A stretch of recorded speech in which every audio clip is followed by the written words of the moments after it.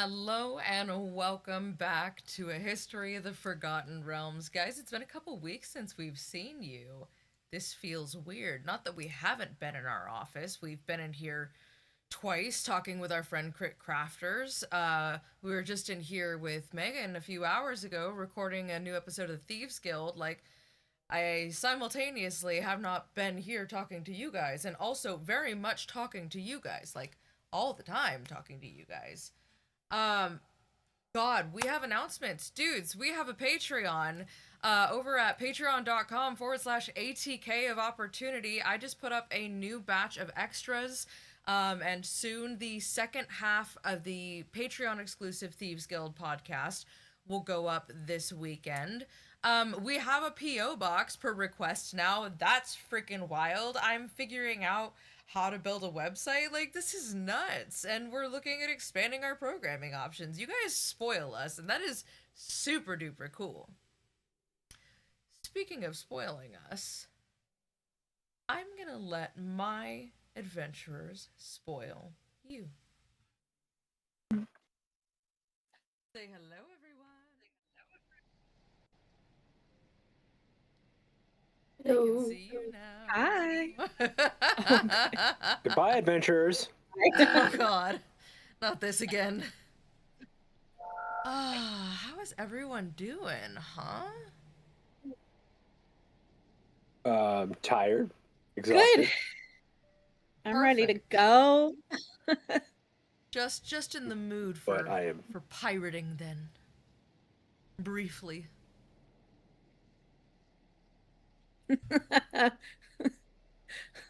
We Listen, are I've we're always wanted to Sans be a Stu. pirate. So. Yes, Stu is enjoying a nice little vacation for himself. A well-deserved birthday vacation. And buddies, if you're watching this, I hope you're having fun. Hi, Stu. I don't know if he's watching this, but hopefully Well, he will. he should watch this after. He's gonna want to know what's going on Yeah. in. Future. I forgot to hit record. There we go. It's fine. I realized it early. I didn't go through my checklist because I was having audio issues. Go figure. Yeah. As long as you didn't forget to do that while recording the podcast, then we're good. No, I very much was recording and I was watching the time signature tick up just to make Oh my God. sure that I was recording. Good. Every 5 minutes, it's just Good. me going. Are we recording? Making sure there's no technical difficulties.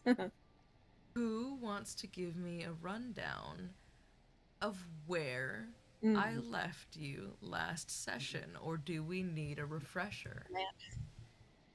We're on a boat. You are on a boat. I remember a lot of it. I don't remember where we started last session from is the problem. I have left brain off is like- putting sail on Silver Spree with pirates to go to the cove where they kept the ship. Those are my notes. That's where we ended. We started the last one in We the ended. Yes, correct. Did we? Yes. Did I not take notes for the whole Alara- session? Alara told Doc that his dad was still alive, but can't reach his soul. And Drit's parents are dead by an angry mob. Okay, that's where what it we was. started. Actually. So I said Doc's dad his is not dad necessarily might- alive. I said I didn't know. We can't. We might can't still be confirm his alive. death. Well, they can't reach his soul. That was Which the is just as takeaway. unsettling. Yeah. Yes. So, Alara gave us that news. I got to drop the, oh yeah, no, my parents are way dead on everybody. Dead parent background. And why. From there, we went back into the 10 towns. We went to the speaker. That's what it was. We went to the speaker. Got caught up with her. Yes. Hi. Already you're yelling at me. So we caught up with the speaker. She directed us basically that we should be crossing lakes. I had a complete meltdown over the fact that these are not lakes. These are veritable oceans. Why are they called lakes? Because they are still lakes. Yeah. And as soon as we got there, pretty much as soon as we were like talking to the speaker, then we were attacked by pirates, which we had to fight off, and now are on our way to a pirate cove. I believe On the Silver that's Street. Yeah. Yes, that's what it was. Not Did to be I confused with miss Shipwreck Cove. anything? Hi. I think I that was my laugh, maybe? So. yeah, because we did a lot of fighting and a lot of also evading fights. So And Yes. Doc Hi. fired the very first gun in the Forgotten Realms. that's big. Yeah. Shot heard round the realms. Yeah, it's probably gonna be. It's probably gonna be. It's a big, bold move. Oh, look at that face. Oh my goodness. That's a derpy girl. Yeah, dream kitty. Alright. Let me turn the music up here. Just a hair. I love you so much. My cat would not let me do that to him. As you I remember there was a stand time on where the deck even of the putting a ship. finger on her. Sorry. As you stand on the deck of the Silver Spree. Yeah. Wow. You look out at the vast expanse of the lock and realize you've put yourselves in a bit of a precarious situation. You are trusting pirates, although you did shoot their captain, so you are the captain now. But you are going to have to trust these men and women to get you to where you need to go in order to rid this city and this lock and its adjacent cities of the largest piece of black ice you have heard about to date. The ram of a ship made purely of the stuff. As you're all standing on deck, you notice Doc is rummaging through some boxes, like some various crates and such.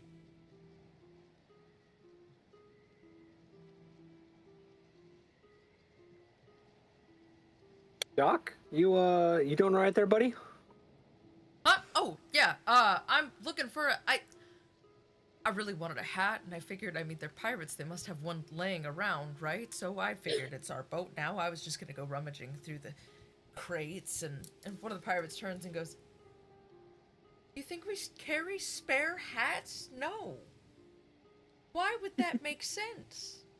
I don't know, I just kind of figured that, you know, maybe pirates had hats. I thought you might have a hat I could have. And it's at this point that you kind of realize that, oh, yeah, I guess we are kind of running this ship, aren't we? And the speaker is, well, I probably shouldn't keep you, but obviously I'm very grateful for what you've done to our town, and anytime you need to come back, the boat is yours to use, my harbor is yours to use, and my office is always open to you. And I'm sure you'll probably be wanting your horses and elk back at the end of this, so I'm obviously just stop by. I don't know if you're coming back this way. I could have them taken back to 10 Towns, if you like. That's an option. I'm not certain if our path will bring us back this way, but also I don't want to be stranded here without our horses. If. Mm-hmm. Oh, well, I mean, If I can send your personal mounts back, and should you come back this way, I'd be happy to let you use some of ours. We have full stables. Yeah, let's do that then. Perfect. Yeah, I'll get that arranged for you, and Is there... I feel awkward. Is there anything else you need from me? You just saved my whole town, and now I'm standing on my ship, your ship, someone's ship. I feel just a little useless at the moment. Do you have an extra hat? No, sir, I can't say that I do. Can't say that I do. That was very nice of you to ask, supplies. Roosevelt. I know. We've got food, we've got supplies, we have transportation to where we need to get going. I can't think of anything. Yeah. We have anti-scurvy We'll be food. okay. Oranges. One of the pirates turns and goes, citrus ice. Ooh. It keeps really well. It keeps the fruit fresh and it staves it off for a while. Good source of vitamin D.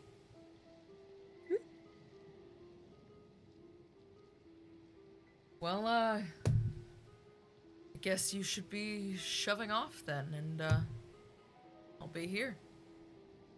Good luck out there.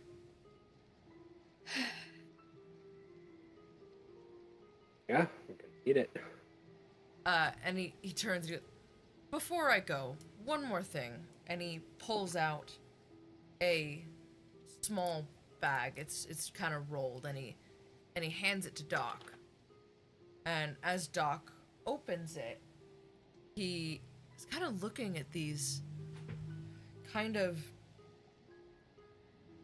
packets filled with something, and he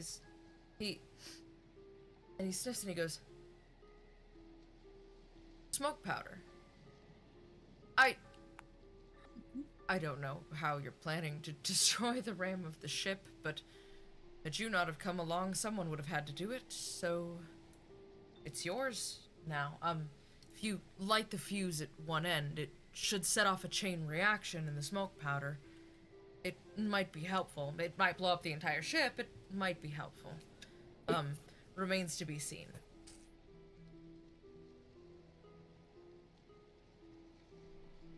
And he exits your vessel.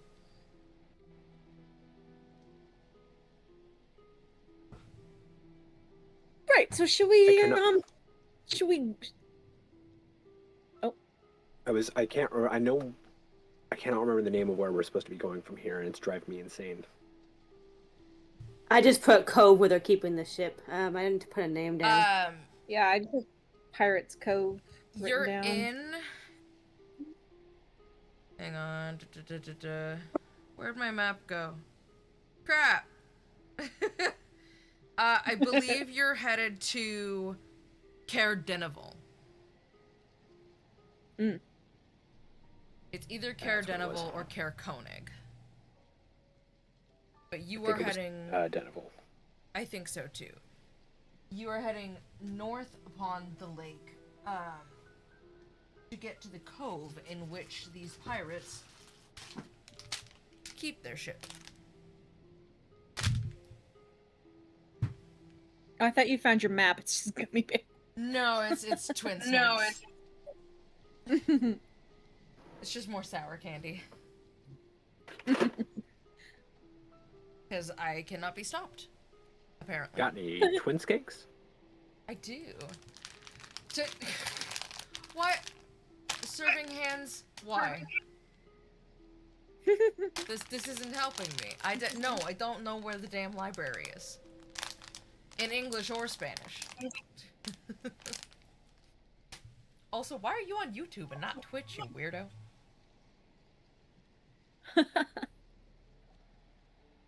As you set north upon the sea, lake, boat, ship, it's pretty smooth sailing. This crew is fairly independent. They run most of the things themselves. Let's see what you see upon the way.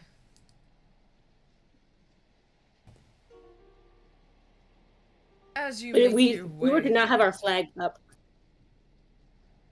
No, there are no flags flying at this time. You were on YouTube and saw us broadcasting. Well, thanks for popping by. Oh. Nice, thank you. As you make your way through the icy waters of the loch, and you kind of peer over the railing, you see large fish skipping along the side of the boat, following it, almost. Silvery little things. Local fauna. But further out, well, why don't the three of you roll perception? That's awesome, because I was gonna actually ask you if I could roll to see if they were part of the Ice Queen bitch's horde of monsters she's got following us around. I got a natural 1, so that's not gonna happen. The fish are suspicious. Fish are fish. I've got 14. 14? I Okay. also. Sorry, no, 13.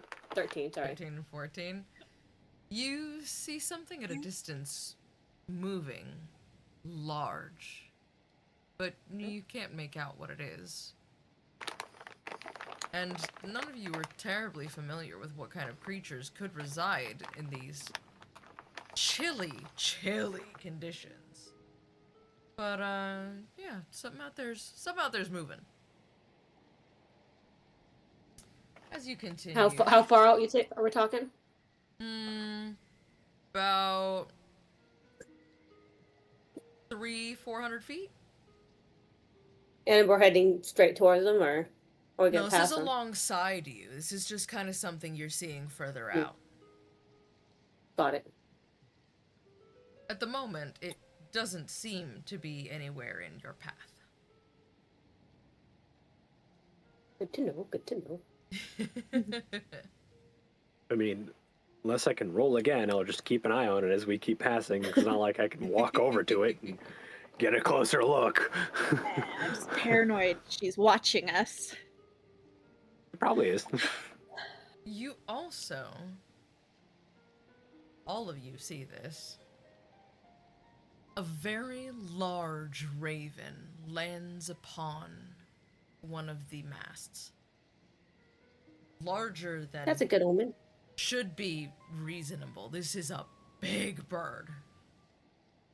Big bird. And it's just perched up there. Yellow? No.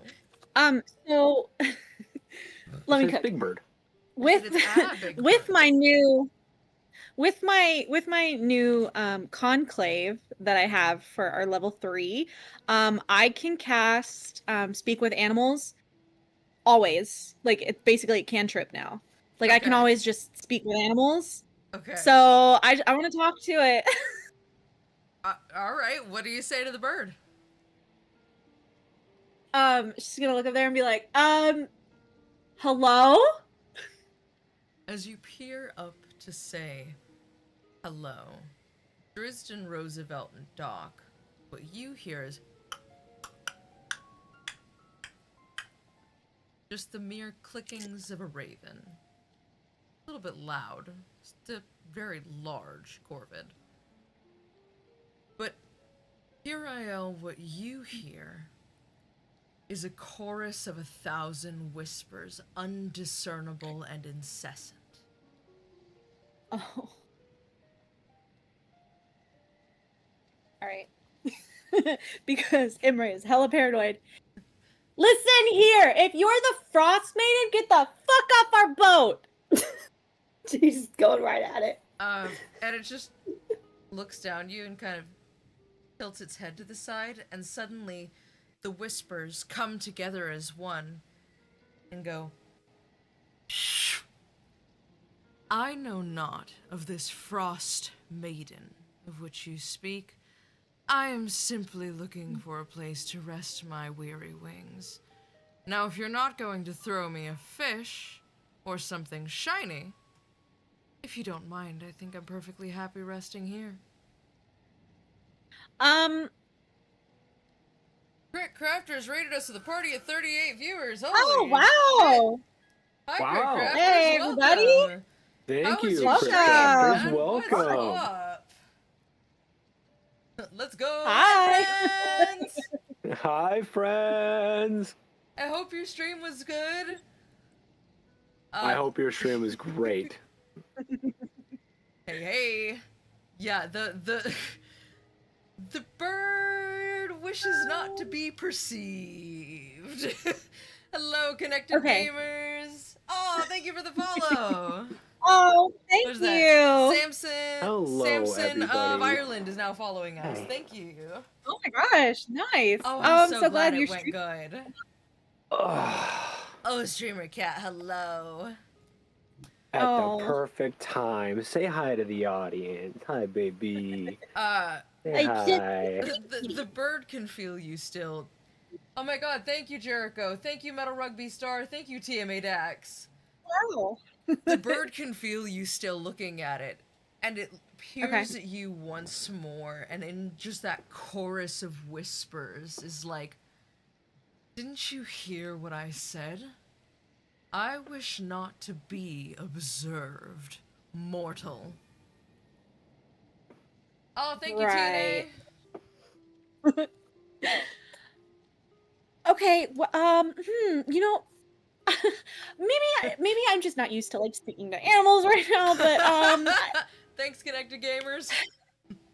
there's a lot of things that have happened, so you're right. You can just do your own thing. And then she's going to dig through her pouch and toss the raven a gold coin and say, is this okay? Hey, Commodore Zed. And he looks down at you and he swoops down. And it isn't until he lands on the deck that you can see how truly massive this bird is. This thing has to be the size of a giant vulture. And he inspects the coin. Oh. You're and he really looks pretty. up at you. And he... Thank you. I'm aware. This is quite lovely. I think this is a fine offering. Thank you, friend. Oh, good. You're welcome. I'm sorry I don't have a fish to give you. Don't exactly know how to swim. Or fish. I don't really know anything about water, really. Lap. Cannot fish either. But with the help of humanoids and larger creatures, I can sustain myself. And he kind of hops across the deck, and he picks up the coin with a loud ping, and swoops off. Bye! She's gonna make her way over to her friends, and just kind of... So I think I met another god. At this point, I might be a god magnet. Anyway, that raven over there called me immortal, and it kind of spoke with like a bunch of like these crazy whispers. So I think it was a god. But I gave him a gold coin, so hopefully he leaves us alone. A religion check to try to put together who that is. Most certainly you can, yeah. 16. There's only one god that's related to ravens that you know of, but there are no mythos or lore of that god actually turning into a large corvid and coming down. You think this may be something else entirely. These are strange lands. Demon? As you roll forward, an icy fog begins to settle in around the bow of the ship before it breaks open, revealing a small, obscured cove behind a large sheer of a cliff face. In the cove is docked a boat, massive, gray, covered from bow to stern in thick icicle accumulations, barnacles, and all myriad of lake life, plant matter that you haven't seen before. And on the bow, a ram made of pure black ice, sparkling lightly in the daylight. You begin to feel yourselves, well, you're feeling a bit sick to your stomachs. There's something that puts you deeply ill at ease about the vessel.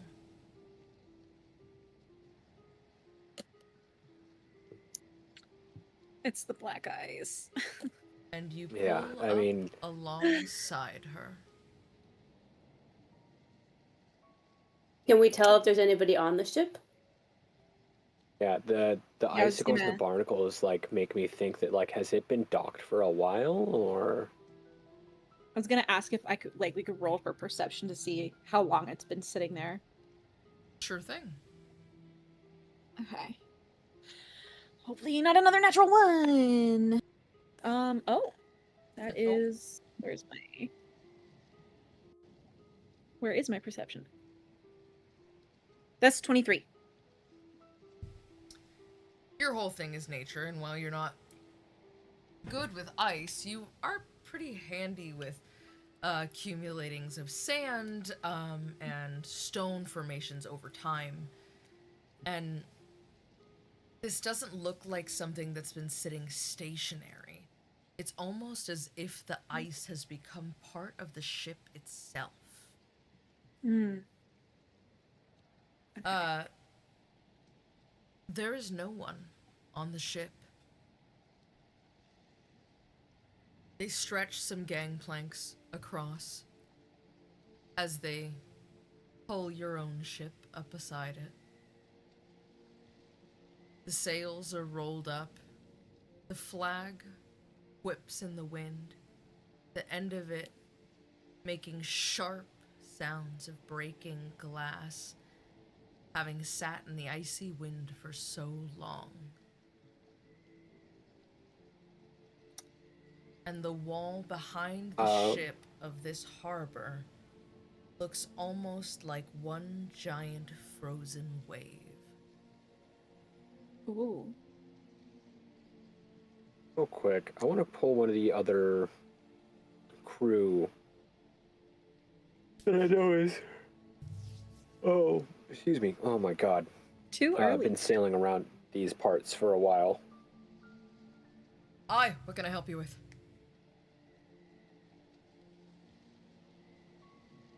How do we get to Cair Dunaville from here? Okay, Dunaville. From here, out the cove, around, down about a mile. Or, conversely, you could take the tunnel. If you're asking. Tunnel that's in this cove? We pirates are a little bit smarter than we look occasionally. So we carved a tunnel in the ice, get back and forth from the cove to the tundra. There's a whole room inside, actually, network of them. We just kind of live here. It's fairly easy, but you should look out. There's 2 wolves come down for the last several months. Odd, bigger than normal. They don't generally hunt this far out, so just be cautious. Should you see them, should you hear them, be more cautious. Hello, unauthorized. Welcome with your little raccoons. Hello. Hello. Yeah. If you're looking for my answer of an easy way. Not much a fan of having to sail around. We have to take a dinghy. That's a lot of rowing. We don't have to swim, do we? No, you don't. Oh, we'd be dead in minutes in that water. Thank God. It would be not ideal. Yeah, I'd rather not drown.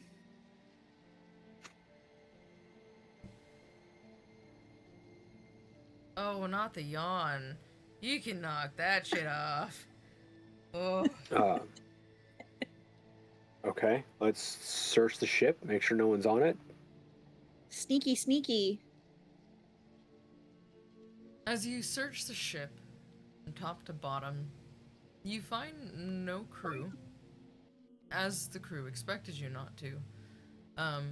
There are many crates, many casks, many dry food storage bags, cured meats hanging from hooks, the usual fare you'd see to sustain a crew of this size. Is there anything shiny? Is there anything shiny? Let's see, shall we? Let's roll for it. Is there something shiny? You know what? There is something shiny. As you're meandering your way through the bowels of the ship, you spot a delicate chain, shining silver, with a small pendant at the end of it. Ooh. A battle hammer, square on one side and hooked to a point on the other. I'm gonna take it. Yoink. You pick it up and you notice it's deceptively light. Quite a lovely piece. Can I roll? I think you roll the misadventures. Would it be Arcana to see if it does anything or is anything, or is that Arcana? You can roll Arcana on that. Okay. 16. It doesn't seem magical in any sense, and you're not hearing any more voices than usual, so it's probably not cursed. Okay, great. It looks to just be a really lightweight, pretty sparkly metal. Okay, cute. Does the symbol on it mean anything? Said it was a battle hammer on one side, what was on the other? It's a battle hammer. The hammer is square on one side, which is rather distinctive, and hooked on the other. Okay, so it's just a battle hammer. That's all it's on it. Mm-hmm. Does that belong to a particular group, tribe? Well, you suspect that it may belong to someone of Clan Battlehammer. They are a dwarven clan. They can be found at both Mithril Hall and in the Dwarven Valley, which lays just on the other side of this mountainous ridge that you guys are kind of at the base of. Interesting. Then what are they doing out here? It's just a necklace. You haven't seen any dwarves on this crew. Okay. Well, since ship's free of people, Ram's right there. Got some smoke powder. Well, don't we want to make sure that we're far away before? Well, and if you're asking my opinion, I'd rather not have to sacrifice. Listen, if you're gonna leave us with this boat, that's just fine.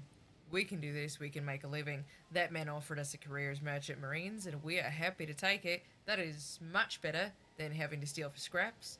We're all fairly skinny, rather not have to be. But if we could not blow up the ship, it's probably, like 10 out of 10 in my book. Really, really nice ship. Do we know how long left use this has? Like how much time we have after we've lit it? After we've lit it. Lit it. I speak good English. I don't have a better idea. I'm just slightly emotionally attached to the idea of the ship and my former captain. I'm sure you understand. Oh, I just assumed it was your life you valued more, but I guess blow it up, it's fine. It's just gonna hurt. As much as I think that's really cool and totally awesome, we do need to get rid of the black ice somehow. If it doesn't blow the ship up, you can have the ship, but we have to get rid of this. This is dangerous.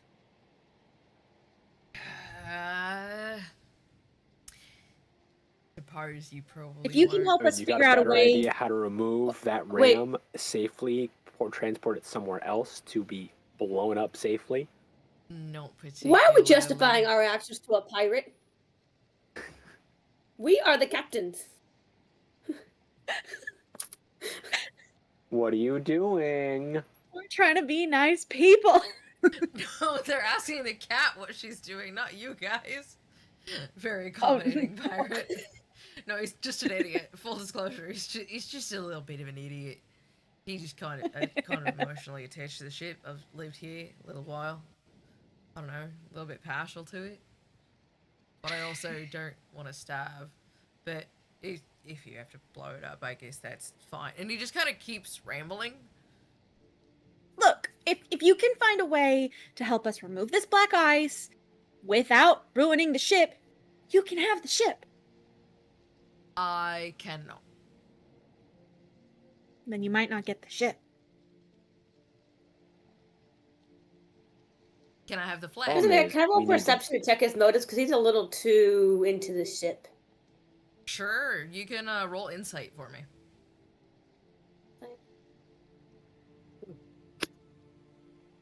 19.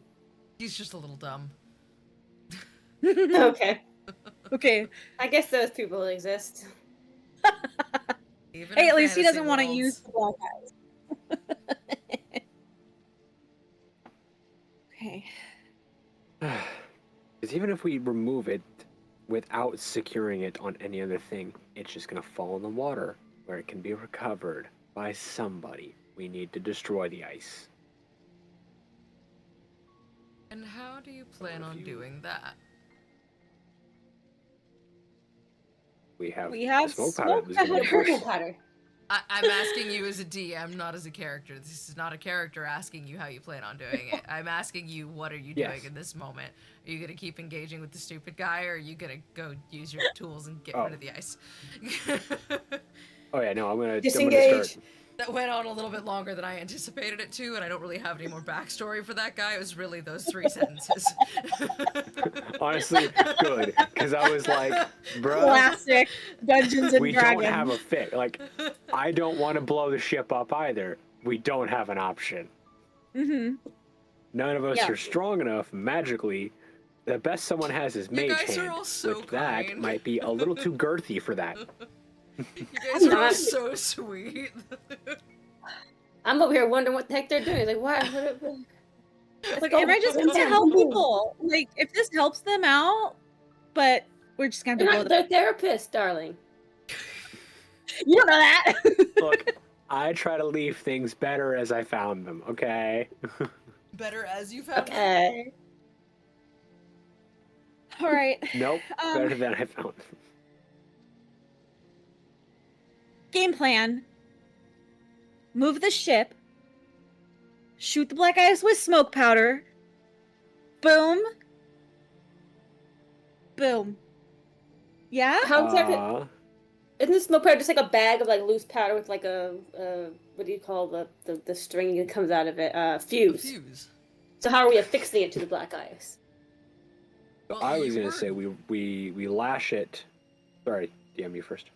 You were given a fairly long length of fuse with several bags of black powder tied to it.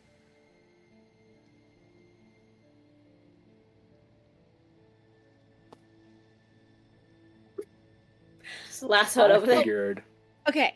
we would secure it and lash it to the black ice, Yeah. and then we can either A, set off the fuse and then get away, or B, get away and then Doc can try hitting it with his little magic glove of fire from a distance, and The navigator comes up and goes, I do have to interject. I just have to know, as an anxious person, how do you plan on getting it back? You said it needed to be recovered? I'm just very stressed for you right now. And I'm a little bit stressed for myself because I'm not going diving in those waters to get that black ice for you. Oh, no, we're I don't want to destroying it. recover it. Oh, I was hoping no. that my concern was that if we just drop it in the ocean, or lake, ocean, it's an ocean. I'm just calling it an ocean. This is way too big to be a lake. If we just unsecure it from the ship and let it fall, someone else could recover it. And So we blast it to smithereen. Uriel, in the back of your mind, you hear a voice. Oh, gods. Daughter of mine, should you seek to recover the black ice, might I suggest we find a way to not ruin my beauty's splendor? I cannot tell you if or what may happen to the ecosystem of this great dale and this beautiful lake should the black ice be allowed to continue to exist within its depths. This lake holds many beautiful creatures close to my heart. Surely, I can count on my daughter. I'll try. I don't know what else to do.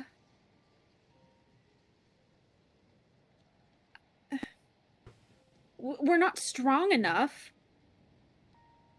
Is she is she like talking to herself at this point? Like whenever she whenever the gods speak to her head, is she like, am I like talking out loud to myself? Yeah, I was actually gonna ask, like, are you saying these things out loud, or is it just kind of your internal? I think that's a personal choice. Are you just talking out loud? Yeah. It's like just her nature to speak out loud. Me, I'm thinking like what I imagine is she's like talking out loud, thinking that she's talking to the voices in her head, but like everybody else can hear her, but they can't hear what's going on inside. Then yeah, you're saying all this out loud. Like in 2004 when people first discovered Bluetooth headsets and you thought they were insane. In this case, she might actually be. We don't know. Okay. So sorry, what is your concern with us blowing it up? I didn't quite understand what your internal monologue was telling you. So, the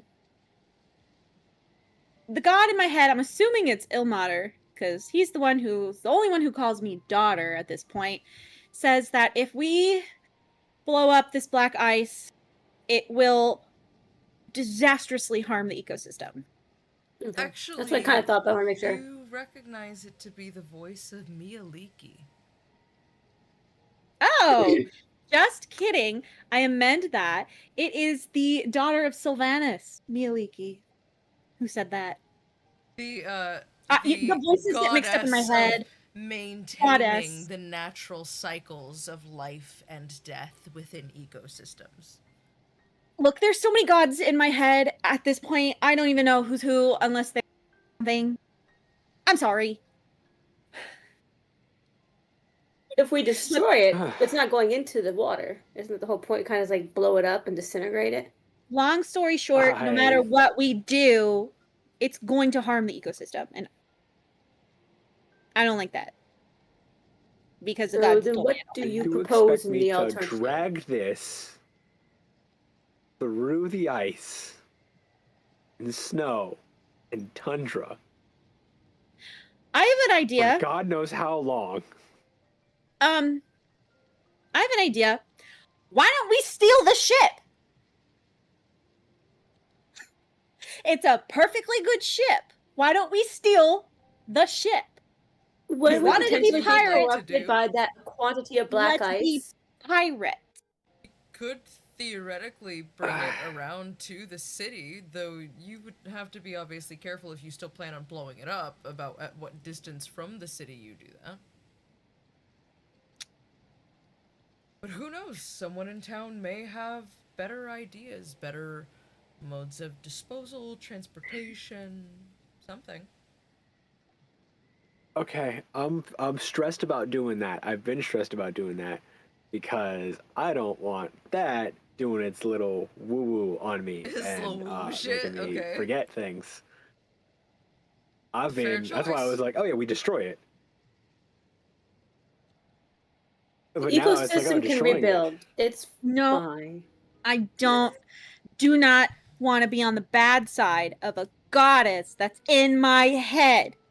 Driz, tell me, how much do you know about your namesake? Um, I've heard plenty of stories, and I don't know which ones are true and which ones are tall tales. But I know that Duerden exists and that he has done some things. I just don't know if I have no way of parsing which are true and which stories are fantasy. And I know that he has had dealings with my family lineage in the past, but I have never met him. How familiar are you with cursed items and cursed weapons and magical items of significant threat? Oh, I would say Dusk Shield's pretty versed in that, like kind of one of his things. I would say then you have heard it told in stories from your father. It is said that Wolfgard of the Ragged tribe of the Elk and Driz Duerden laid icing death in his lair and took the Krishinabon. Well, took Krishinabon, that's its name, but it's also an item. It's unclear, but that Krishinabon is its name. And it is said that Krishinabon could not corrupt someone of significant willpower.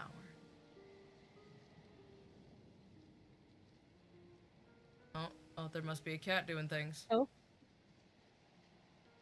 Not the stream cat. Baby! Hello! Stream kitty. Over grooming. When I see Floof start flying, that means we have to stop. That's just knowledge for you to have. That is lore that you would know. Okay.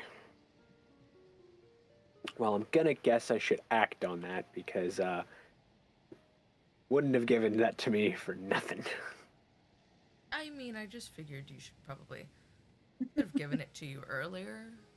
Because I don't know if you know this, but doesn't particularly matter how much warding is on that box. If you are not strong of will, you will still become corrupted. Have you noticed your friend Doc's turn towards violence and control?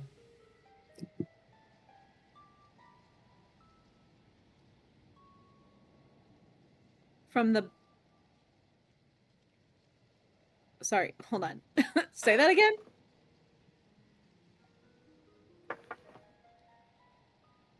You, like, glitched a little bit on my end, so I'm actually asking, can you say that Okay. again? I said, have you noticed your friend Doc's turn towards control and violence? Well, that's not good. Okay. He wasn't obsessed with getting his guns to work until you came to the Dale. Oh. And suddenly, he wants to be captain?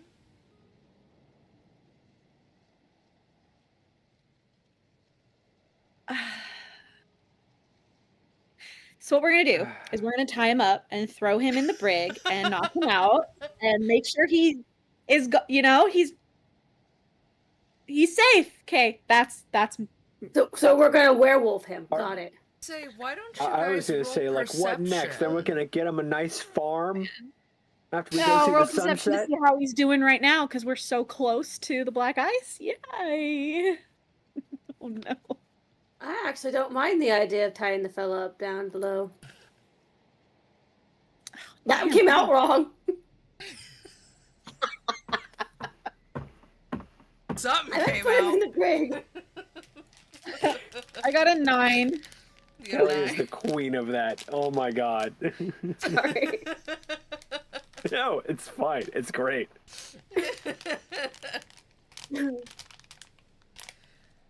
Olipop strawberry vanilla is good. Yeah, I have strawberry vanilla Olipop today. I have a blue Hawaiian monster. I already finished my wild cherries and cream 0 sugar Pepsi. And snack of choice for today is Haribo Twin Snakes. I'm a big fan of the orange creamsicle Olipop. That one is way too good. I had a clearly Canadian peach. I'm so mad I already finished it. Okay, I guess. Did you and Roosevelt roll perception? Oh. Trist? Me and Roosevelt? Yes, correct. Oh, no, I did not. Sorry. Yeah, I got a 9. 14. 20. Nice! You know, now that you look around, where is Doc? And as you all scan your eye line across the 2 ships, Doc stands at the helm of the ship adjacent to you. Suddenly with a hat.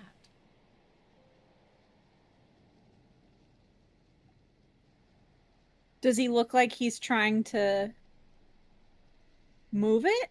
Like, steer it? He looks lost in thought.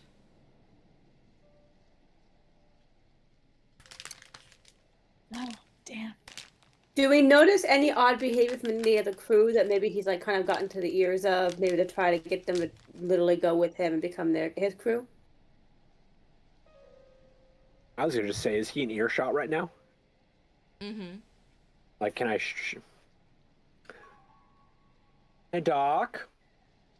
Yeah. What you doing there, bud? Oh, I just figured it's such a nice ship, and you know we're gonna blow it up anyway, and I just thought that maybe I could stand here and feel a little bit like a pirate, like you do.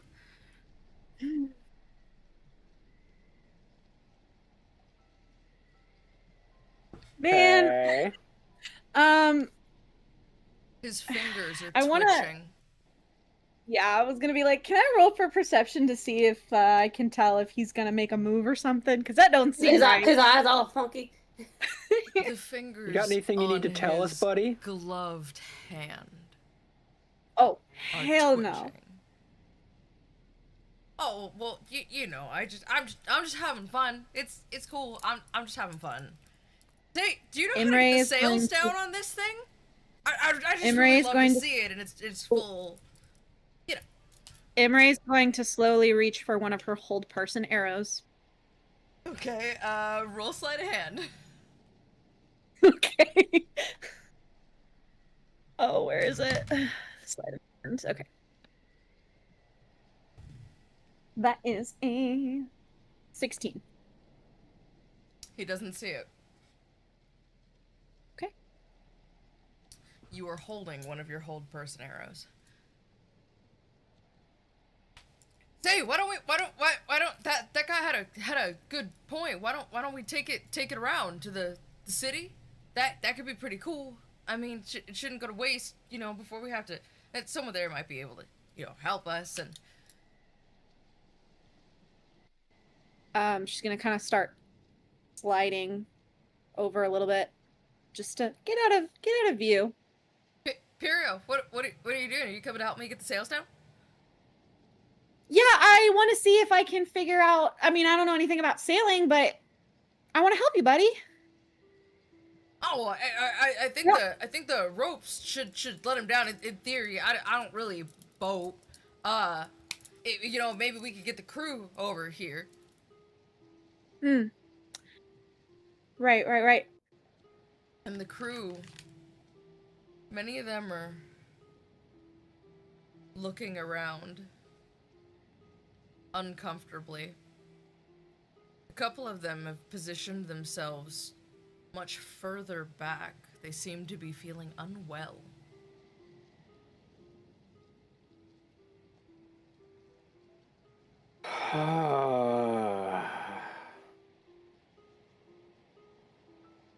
Okay. I'm gonna start to try and very slowly knock my arrow. Roll another sleight of hand. Okay.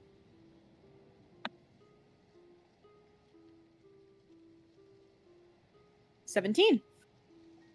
You just barely beat him. Okay. You knock the arrow. Okay. None of our group knows pirating. The pirates do, but they seem to, upon return to this ship, also be feeling the effects and are keeping their distance. Many of them feel sick to their stomachs. Oh. Doc, why don't you come down here so we can all figure this out together as a team? Well, you know, we all are the captain. I just we're all the guys captain. Come up here.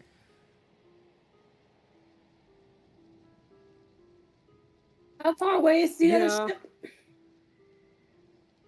You're probably about 15 feet, rail to rail. Okay. Well, you're the only one up there, and we're all down here.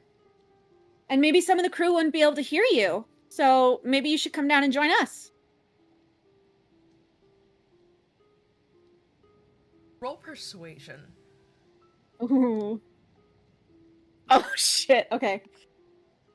Oh, that's a nat 20. Oh, I suppose you have a point. Yeah, I could, that's fine. That's fine. And as he steps forward, you notice with his other hand, he's, kind of, like, checking to make sure his revolver is still there on his hip. That makes sense. They should probably hear me. Okay. And he kind of, like, his way over to you. We're a team. Yeah, you know, we're just gonna kind of shoulder, like, bump her shoulder against him. We're a team, buddy. We gotta do this all together. Flinches, starting to look around. Hey, look, I know we're all a little bit paranoid and tired, but I'm not gonna hurt you. You're not gonna hurt us, are you, Doc? No, of course not. No. I mean, it's not like we're up here and you guys are trying to talk me out of having a ship, and it's not like nobody at the keep told me that my dad could be alive, and it's not like nobody's been letting me help. And he steps back. I understand. And he points his hand at you. I still have my You do. my arrow knocked, right? Doc, don't make me do this. You are not yourself. It starts to glow. Doc? I'm gonna ensnare him. Okay. I'm just gonna use my morning star and ensnare him. So I have to roll on it. Yes, it's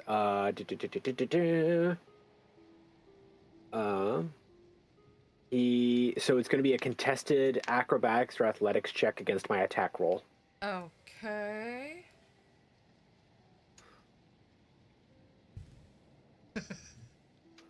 That'd be a 5. Good, because that's a 25. Oh. As you whip your morning star back and swing it forth, it just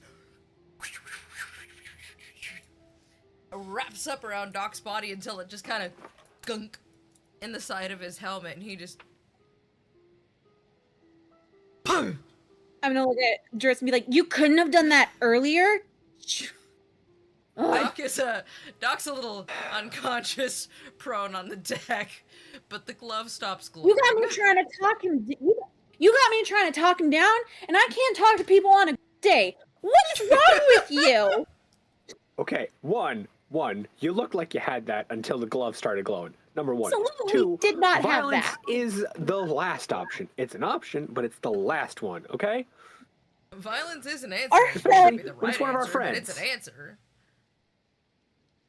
How crew feeling about what they just saw? They all seem kind of horrified, and a couple of them are actually puking over the rails of the ship you came. They're off of. pirates, and they're getting a little woozy about someone getting ensnared and going, oh.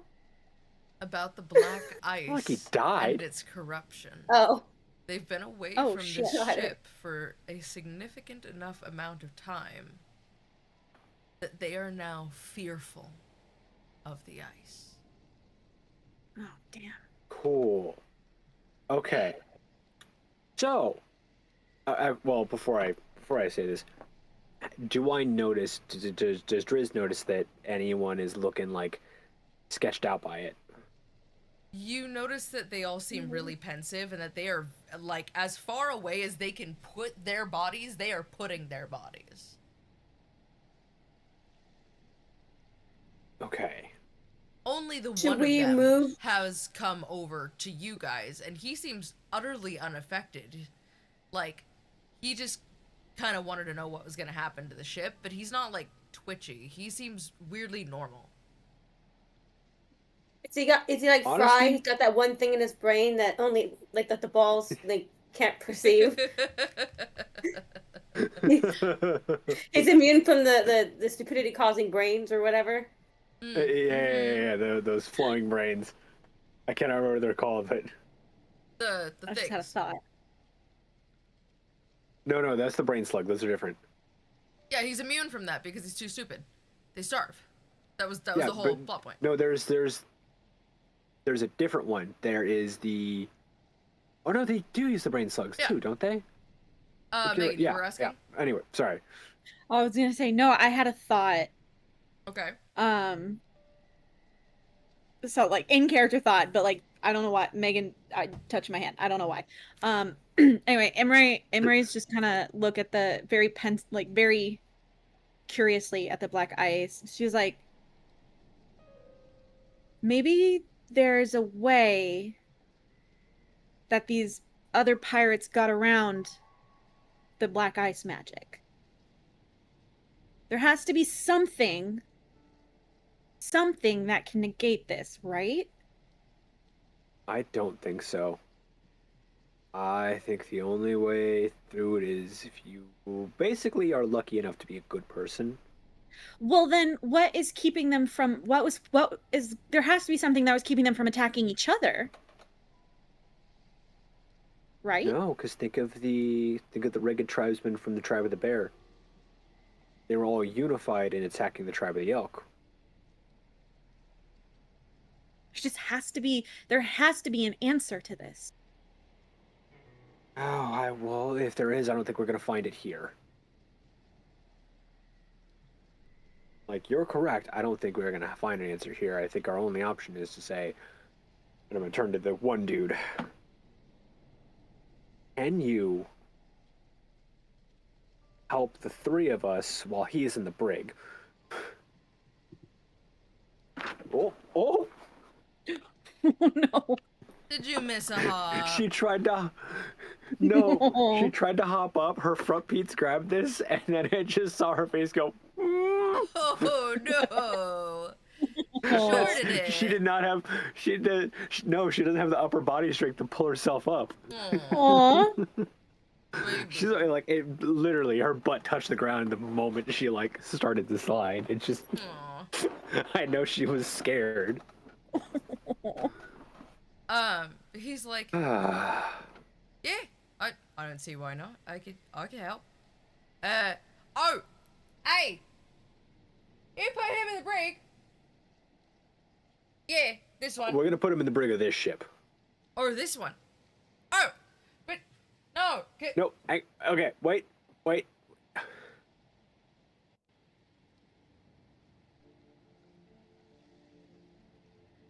Let the three of us give the orders, okay? Oh, all right.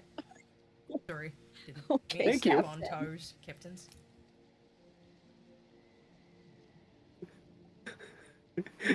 I'm just like, oh, this guy's an Name the idiot. captain now. Just internally, he's trying to be helpful. He's just making things worse.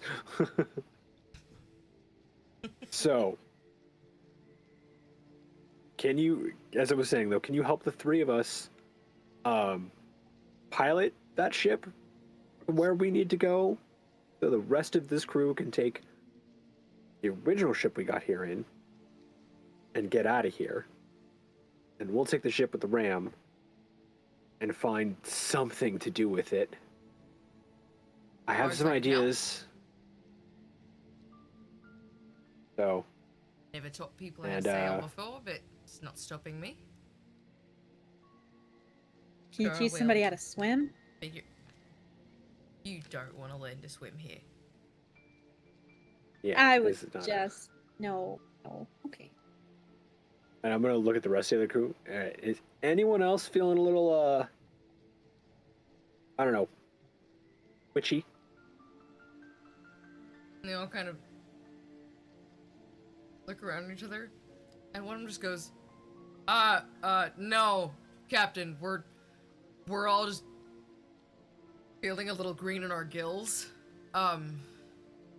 We've spent too much time around that ship, and frankly, I think all of us would feel better if we didn't have to spend any more time around that ship. Ideally. We're just a little crazy. Sir. All right. I was hoping there might be someone, but if you can't, you can't. We'll make do with, we'll figure it out. It's kind of like, really? It's just internally and very obvious on my face, really? Not one of you can help? Gonna leave me with the dumb guy? We're just stuck with Phil. The navigator kind of butts himself back into the conversation. I could potentially be of help.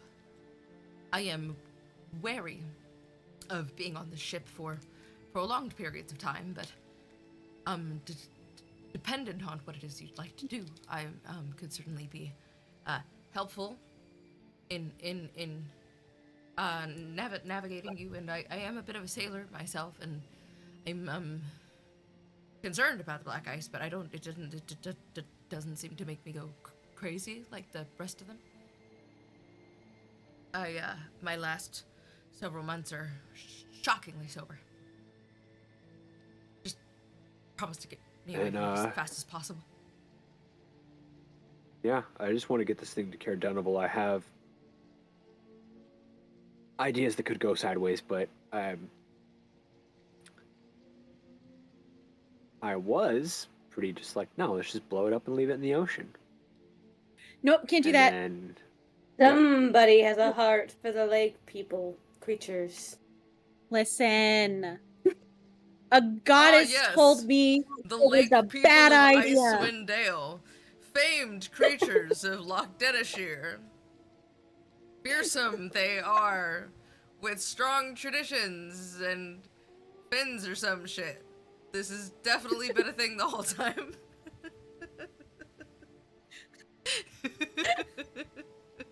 People. What do they even eat? I don't want to know. I don't want to know.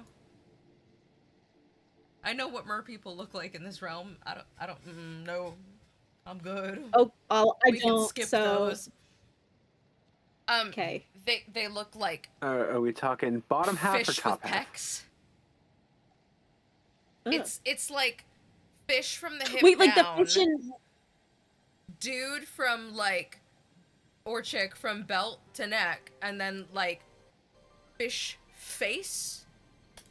Often kelp for hair. So not like the fish from Baldur's Gate 3. No, those are Sahuagin. Okay. Never mind. I was imagining something completely different. Because I was about to be like, I love those things. Bual is amazing. I am the could be token of Sahuagin Bual. here, but they're not really known to inhabit such chilly You're, waters. Kuatoa is the Bual Kuatoa are worshippers. I am the chosen of and Bual. they're legs from the belt down and fish from the belt up. Oh God, that sounds horrible. That's an accurate description of Kuatoa, though. But also, yeah. And, like, that also, they're not, like, super... They're lemmings, societally. That's why when you get one of them going, "Boo-wah!" the rest of them go, "Boo-wah!" Like, they can't help it. They're so cute. I mean, fish travel in schools. They're so disgusting. They're cute. Like a pug. As long as you can get me away from this as fast as humanly possible, I would be, amenable to that. Yeah. Wonderful. Miss. If you don't mind, could I have you? You're rather small in stature, and I think you may be helpful for this. If I could have you go stand at the fore of the ship and go ahead and climb up, scurry up that little net just there, and just start releasing those ropes for me, if you would. Large gentlemen, sir, captains, you look rather strong. Come over here and stand right here, and when one of these ropes goes slack, grab it and pull it. And, you. Tall, dark, and orky? Yep. Well, yes. Not to put too fine of a point on it. I just stick out my lower tusks. There's a small one, big one, and bloke. I'm not used to being around 100 dark dwellers. I'm so sorry. I'm just a little nervous. I'm just a bit of anxiety. It's fine. I don't want to make you mad. If you could possibly, if it would be at all okay, could you possibly, oh, I'm gonna faint. I'm gonna have a panic attack. I'm so sorry. Setting aside my biases. You need me to smack you in the face? Yeah, probably do that. Probably do that. Yes. Okay. Emery's gonna smack him in the face. Does that make you feel better? Are you okay? Strangely, all good? Yes, I feel much more clear-headed now. Thank you. Good. That. Yes, tall, dark, and orky. If you could please handle the ropes on the other side of the ship, you'll see that those go to a central cog here. I'm going to have our very capable and intelligent crewmate here. I'm gonna have him spin that, and I'm gonna navigate. Since that is what I do, is I navigate. Okay. And the other ship ship are like, Captain? "Hey, we just staying here, or what do you want us to do?" You can do whatever you want to. Okay, not whatever. Don't go back to pirating and like harassing small towns, more accurately. Like, pirate all you want, but don't harass small towns with it, I guess. I don't know. Just head back to Lochdenishire. Check in with the speaker. Erkonig, sorry.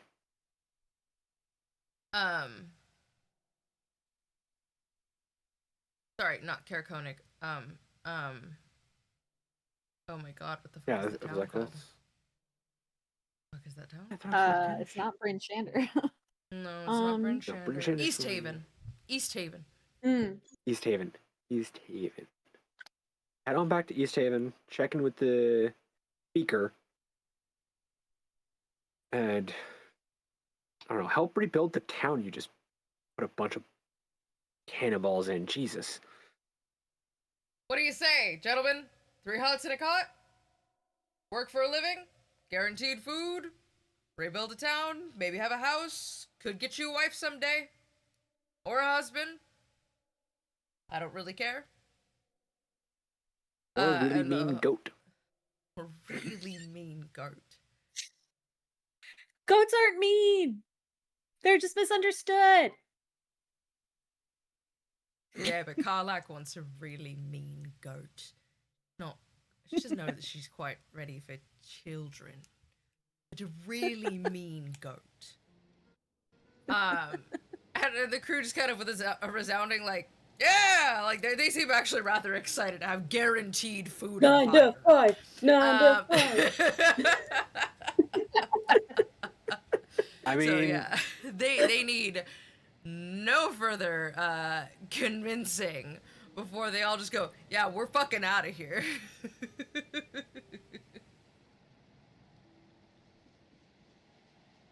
don't know what is up with my light. It's like possessed. Oh no. Yep.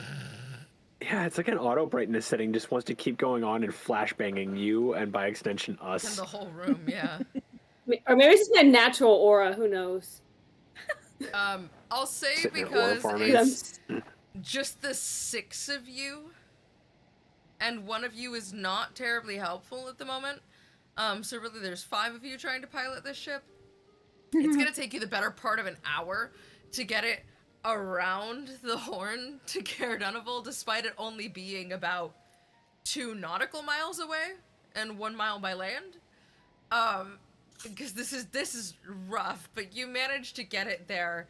And as you're kind of trying to pull the ship in, none of you have really done this before, and you just kind of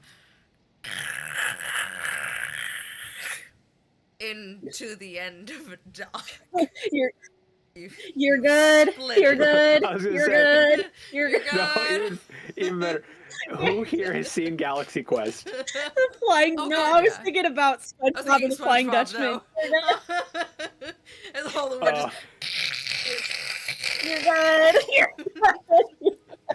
Oh, I was thinking Galaxy Quest when they get the ship and they leave and the kid, who's the pilot, he has no idea what he's doing because he's never actually flown an actual spaceship and just drags it along. You know what?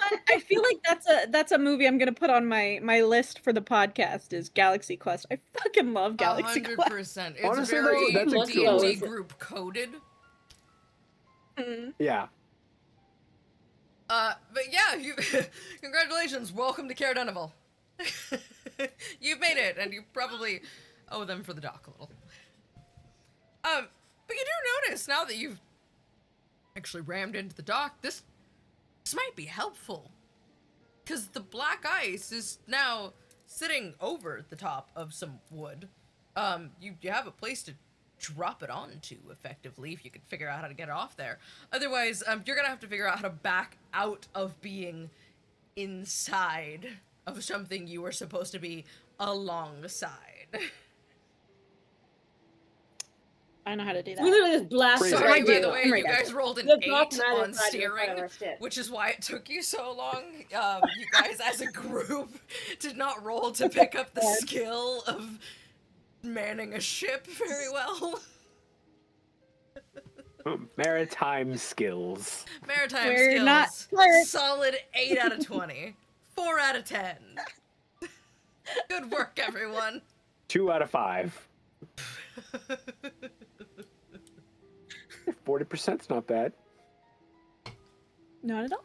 It is when you're trying to steer a ship. Unfortunately. Not bad at all. Thank you, crew crafters. Yeah, that's a killer batting average. Batting average of 400, you're killing it. Well, I mean, the adage is no one bats 1,000. Damn it, you tried.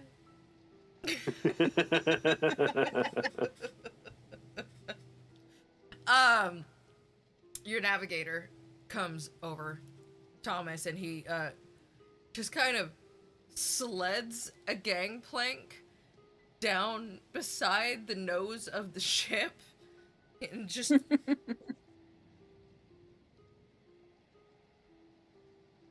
Like, Ah. I have no better idea. Do you want to swing down? You could swing down if you prefer. I'm not terribly acrobatic. Yes, what does that would be? I'm I'm gonna go down the Okay, I'll hold it for you. And he's stabilizing it with his body weight at the moment. Unsure of exactly how to help you exit or the dock is the the ship. Say again. High off the dock is the vessel. Like, how far of a jump would it be? Oh, how far of a jump would it be? About what's the size of this ship? 25 feet from railing to dock. You're gonna do a superhero landing. Superhero landing. I was thinking more of like superhero a landing. Terrible. Yeah, you don't want to just stop. You need to slow your descent and a somersault. Slow your inertia. Yeah. Otherwise, you hit all at once. You stop kind of quickly. Me. With advantage, because you can run on all fours, and thusly I assume you can jump on all fours. Well, that's right. And you are a 4 or 7 foot tall lion person. I'm a cat. Yeah. So acrobatics with advantage. Oh God. That's a 9. Let's hope for a better roll. Otherwise, one's fired. Better rolls. Oh Lord. No. So 9 was my better roll. Oh Lord. Did I just break a tooth? Break the dock? No, not totally. You do, as you ready yourself up, you kind of roll your shoulders back and you spring forth from the front of the ship. And as you go to roll, you whiff it, forgetting that you have this very large battle axe over your shoulder, and it just kind of gets stuck in the dock. So you're a little bit like ass over head at the moment, and the head of your axe is wedged in the dock. Oh no. The most important question. Angry cat tail. Did anyone see that? Everyone fucking saw that. saw that. The guy running the dock saw that. Damn thing ever again. Imre's gonna pretend that she didn't. That's the girl. The gentleman with the dock log Alright, so I'm gonna... looks up at you and he just immediately goes, as if he never saw it either. I'm gonna pull my axe out of the dock and hopefully Just not have like a Zoolander moment with it. you pop back up. You're like, oh. Seemed like a good idea at the time. I'm gonna grab a loose piece of rigging and swing down off of it and like slowly. Wow. But more very anime entrance with it. You didn't want to choose the option of disgracing your species, did you? Only smart one who actually walked down this fucking gangplank. That sounds like a typical woman thing to do. Us men, we like 21? to take our chances, have some fun. Yeah, Drizzt, despite being tall and broad and orky, rather nimbly grabs onto a stray piece of rigging and throws himself over the side of the ship, swinging back around, and in fact, somersaulting upon hitting the deck, only to pop up and just dust off his coat tails. Show off. Standing there looking at Roosevelt like... As I walk past Roosevelt too, I'm just gonna like the look of Pepperidge Farm remembers. Wow, that's oh my god. Haven't heard that in a while. Last time I heard that was on Family Guy.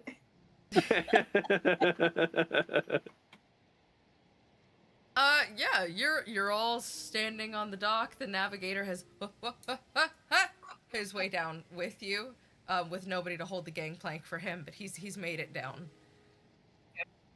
Just left him up there. Yeah. Oh, are we getting Doc out of the brig? We'll come back for him in a second. Is he still unconscious? No, actually, Is he from tied up? inside the ship, all you hear is, ah! Ah! Ah! Just ignore him. And you Ignore hear it. I'm going no. Him trying to rattle his bars. As Ignore him. we walk past the oh, you just said his job title, the dude at the dock. The navigate. Oh, the dock master, the harbor master. Harbor master, thank you. As we walk past the harbor master, I'm just gonna like, ship's haunted. Haunted. Don't worry about that noise. The ship's haunted. 3 gold. Gonna give him 3 gold. Not like I don't have it. Ship.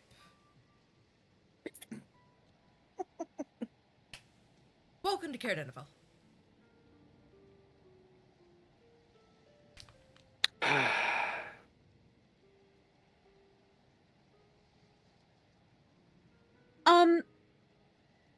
This is one of the 10 towns, right?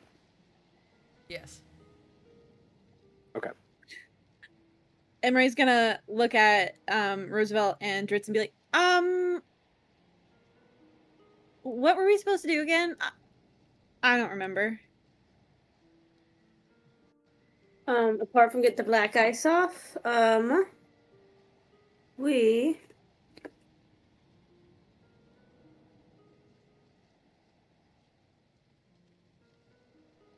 As I you're actually all don't know. sitting thinking, Yes, so I the know. answer is I'm pretty sure I know what it is.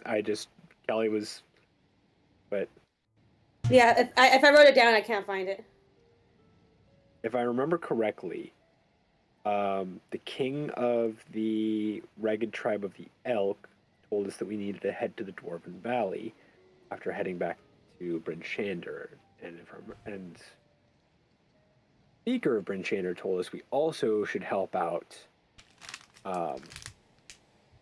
East Haven, and on our way to East, we would be able to pass East Haven on our way to the Valley of the Dwarves. as you're standing on the docks, you hear the ding, ding, ding, ding of heeled boots across the wooden planks. As you turn around, a man with a very large hat with a feather in it and a wondrous purple coat goes, "Is it safe to assume that you're the Order of the Keep?"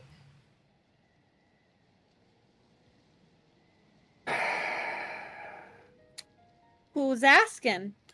Someone That's not potentially no. a friend. But that all depends on how you treat me.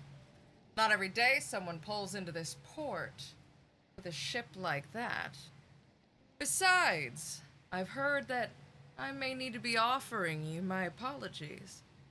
It would seem the crew of my ship gave you a bit of a hard time on a mission I didn't sanction. So it's only fair that I come out here and maybe lend a hand to your thicket myself. Jax, nice to meet you. And as the man Debatable chins on himself whether- up, his beautiful violet skin and glistening eyes sparkle in the winter light.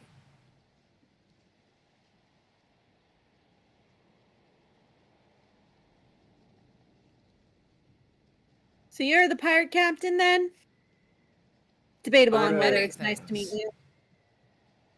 I'm gonna look between the 3 of us, of Imre, Jax, and myself. I think I heard a joke about 3 drow above ground once, but I don't remember how it ended. Well, for my sake, Just I hope that this ends blank well. Emery has a blank face. Not even a chuckle. Just like very confused. I didn't He get is it. I looking got you nothing. all the way up and all the way down. You can't tell if he's checking you out or trying to figure you out. You can do both. Seeing drow above ground is incredibly, rare. Like Seeing what above so, ground? drow.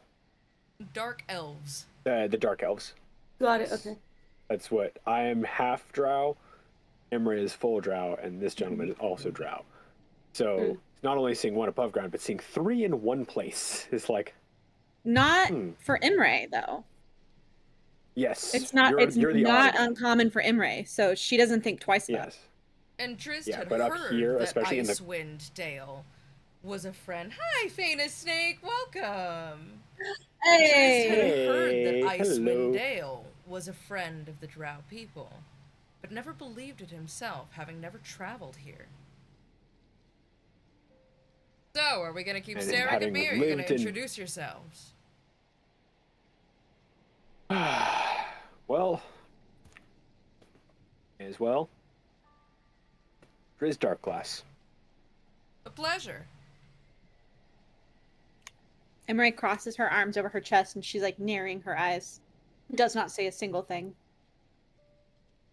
I know what you're thinking, and I'm not here to drag you back to Menzo Baronzon. I'm not that kind of a man. Besides, I know a defector when I see one. Known one for a couple 100 years, and you're looking at me like this is the first. Many of us prefer not to live our lives under that measure of control. Though some of us do dance the line in between, and you should count yourself lucky I'm one of them. Joke's on you. I have no idea what you're talking about. Just there's an audible, just like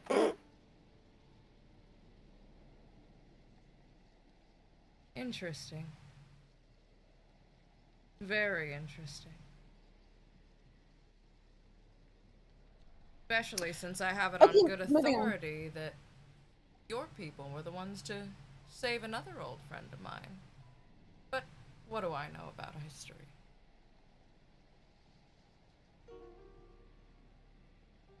Be careful who you wear that necklace around. She You, sir, covers you're her neck. rather... Ooh, you're a sight to take in. Roosevelt is the name. Captain Jack's a pleasure. And he deeply, deeply bows.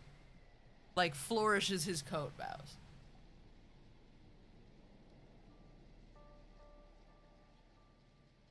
She's dying. Are you okay? Are you gonna be alright? you good? I just choked out my spit. Breathe, woman!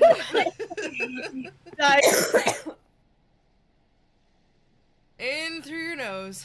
In through your nose.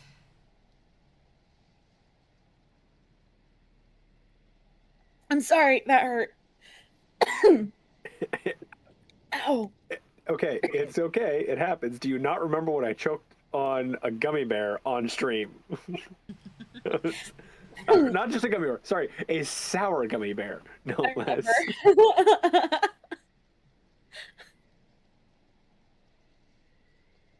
It's come to my attention that I may owe you a bit.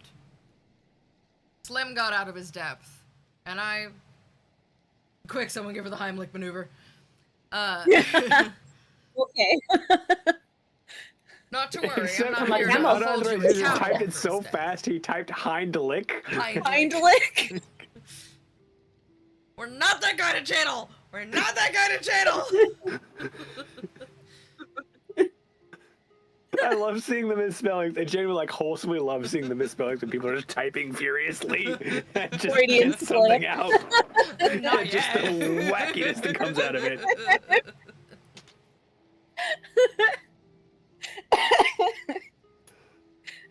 Not to worry, I'm not here to hold you accountable for Slim.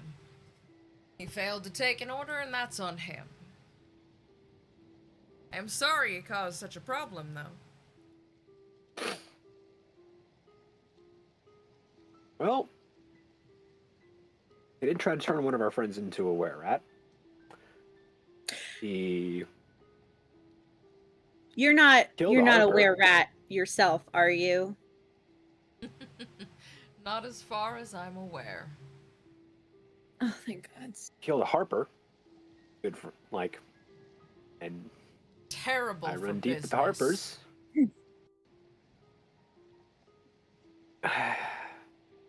And was just trying a really, really bad idea, which, to be fair, he was raving about, and I underestimated him. Because when they were talking about the size of the lakes, I was thinking it was just like 4 dudes in a dinghy gonna attack some towns. Because I didn't realize that these are veritable oceans.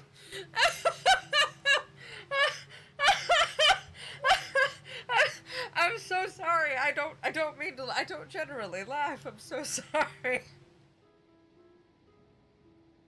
To be fair, Yes, the Slim locks had that around kind of here vibe. are quite large. Though I take it you've never been to the Underdark either, have you? If so, you'd think this is nothing, having seen the Dark Lake. I have not. There's an underground lake? There are many underground lakes. Not all of the Underdark To be fair, is ruled by Loth and the Udadrow. Only some of it. Everywhere else is magnificent to travel.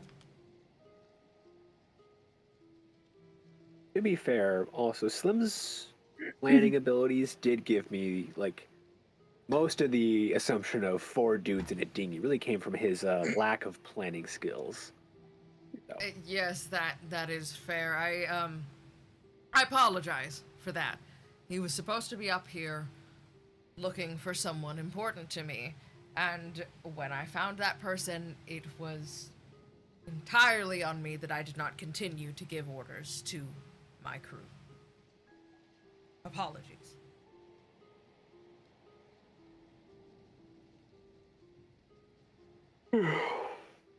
Well, more importantly, you want to help. What means you first? Thank you. Would you be at all amenable to getting that black ice out of these towns? Bad for business. Shinabon twists, gnarls, corrupts everything it touches. I would know. And I, for one, would like to see it gone. If I told you how to get it there, think you could do that for me? I would owe you.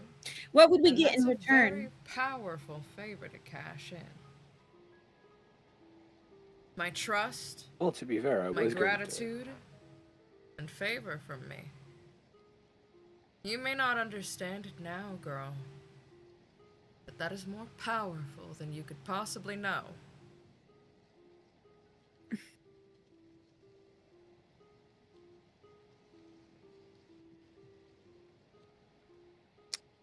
So you won't help us now? I'd like to roll an insight check on him. I want to really read into him right now. Yeah, go ahead and do that first.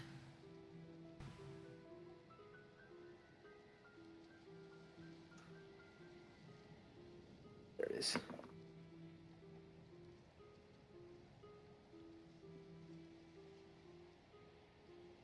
I'm sorry, you're gonna have to speak up. Nat 20. There you go. Your mic didn't pick it up. Ah. As you're looking at him, he seems maybe skeezy, but well-dressed. Clothes are old, but well taken care of. He doesn't have the skin or the complexion of someone who lacks for sleep or resources or food. And he already knew you were coming. Perhaps there's a bit of truth to what he's saying. But more importantly, as you look him up and down, it becomes apparent to you. In old stories you heard, there was a mercenary alongside Driz Duerd and Jar Laxon Baenri. Could it be the same man after hundreds of years? He certainly sounds like a Jarlaxle. But who's to say?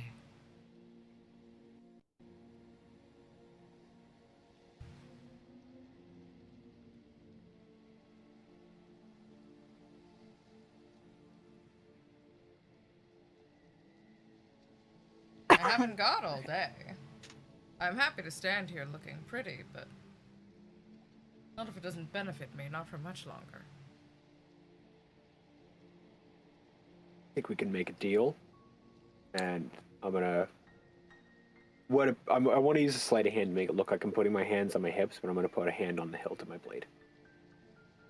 As I go to take his hand. Yeah, roll sleight of hand. So... 18 plus 8, 26. His eyes lit to your waist for just a second, as he also throws his coat back and reaches out to shake your hand. You notice his hand is on the pommel of a very fine-looking rapier.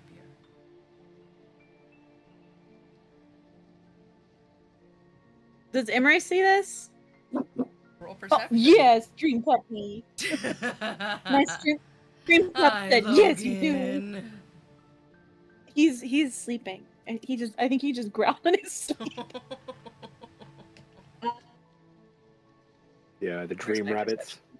I know, he's kicking his feet right now. 16, 21. Oh yeah, you see this. Okay, she's gonna step in between them. She's gonna step in between them and kind of like push them apart and be like, okay. Let's just stop. And just stop. You have so much to learn about your people. Who even are you? Like, you come up rolling on up and like, oh, I know about. Who are you? Captain Jax. Pleased to meet you. That doesn't help. That doesn't help. And you can't just throw around things like, oh, you need to learn more about your people. No. That. Darling, I'm quite sure you'll find that I can. If you ask the right people. Tell me, how was I'm it asking I came you to know that you were here? How is it I came to know so much about you? Imraniel. Piriel, she kind of as soon as he says her name gets like her name that she gives to friends, she gets super serious and like straightens up and like backs into Dritz. Like that freaks her out a little bit. As I Who said, are you? Pleased to make your acquaintance. A friend, if you'll have me. An old friend, hopefully, if you get to know me better. You can't just come up to people and say that you're a friend when they don't know you and you know too much about them. Who are you? He reaches out and he grabs your winter coat and he pulls you right up nose to nose. Roll a d20. You're gonna make a strength check against this. Strength save or just a regular strength save? Okay, well that's an 18. That's a nat 20. Oh fuck. Nose to nose. I am Jarlaxle of House Bayenri under Matron Mother Bayenri. I'm also friend to the companions of the Hall. Not that you would know who those are, but if you knew, you would know that I am on your side, and if you so much as utter that full name in public view, the consequences will be heady. Now I need you to trust me, friend. None of that means anything to me. How I'm much not- of that Suggest you conversation visit a did library exchange? and talk to Alara. How much of that conversation did I catch? Are you eavesdropping? You are right next to them. 100%. Yeah, 100%. Then yeah, you caught Also that. has ears. Yeah, Actually, Roosevelt, I you have caught heightened senses, most so I of that. really You hear. don't particularly know what it means, but you caught it. I have heightened senses as well, ears. Yeah, you I heard have cat-like ears. 100% of that because he was right here. Okay, I'm gonna as soon as Imre's like, I don't know what any of that means, and it doesn't mean anything to me. I'm just For put a hand on her reference, shoulder. by the way, if you're where I am, Imre is directly in front of you, and Jarlaxle is directly in front of her, facing her and you. Yeah. She is backed into you. I wasn't sure how much, like, how quiet he was whispering, like if he was, and so. But He I'm gonna attempts. immediately He's just a put a little hand on her bit shoulder. too flamboyant to be as quiet as he thinks he is. So I'll reach an arm out and just, I don't need you to trust him. I need you to trust me. I do trust you. I don't trust him. I don't know him. I know. But he just confirmed something I was thinking. We can trust him. Fine. But if he does one thing that makes me think that I will do something that I don't think anyone's gonna like if I think that he's not being truthful. I get that. And But that I is think we'll be okay. 100% fair. And you would be well within your right. In fact, I would expect nothing less. Your house may not be noble, but you are still a daughter of the Underdark. And I know my place.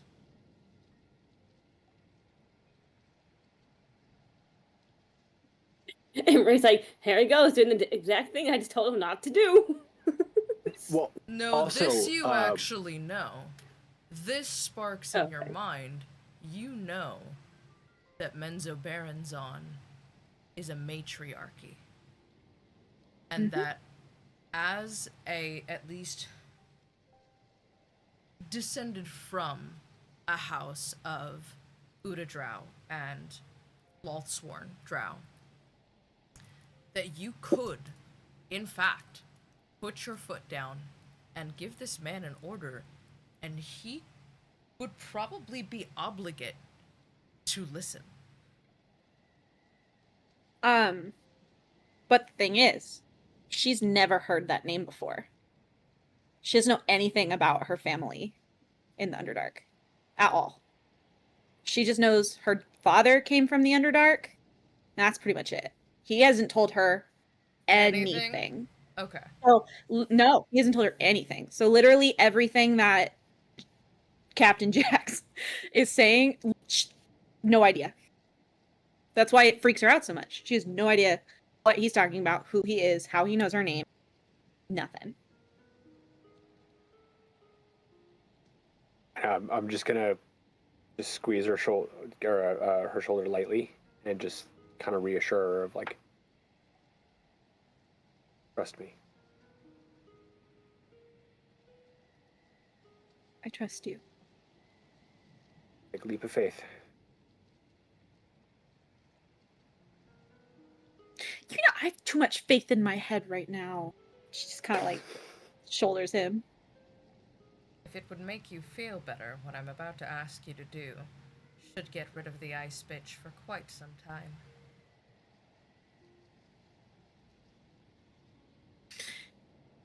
You have my attention. The Krishinabon may corrupt, but it can also be purified.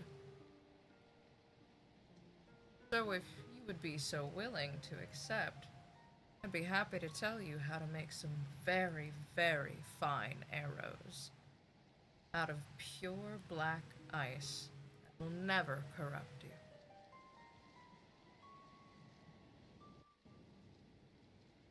Real quick. Yeah. I am picturing while this entire conversation is going on, Doc is still in the fucking frig. Oh, 100%! It is the entire time this like from the ship occasionally all you tucked way.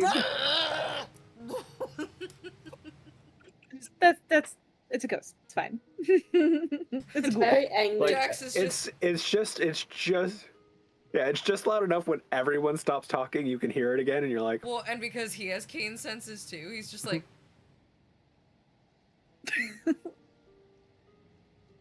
It's a ghost ship. Yeah, it's just quiet enough if you're not paying attention, or there's just enough people talking, and it's just gone, but...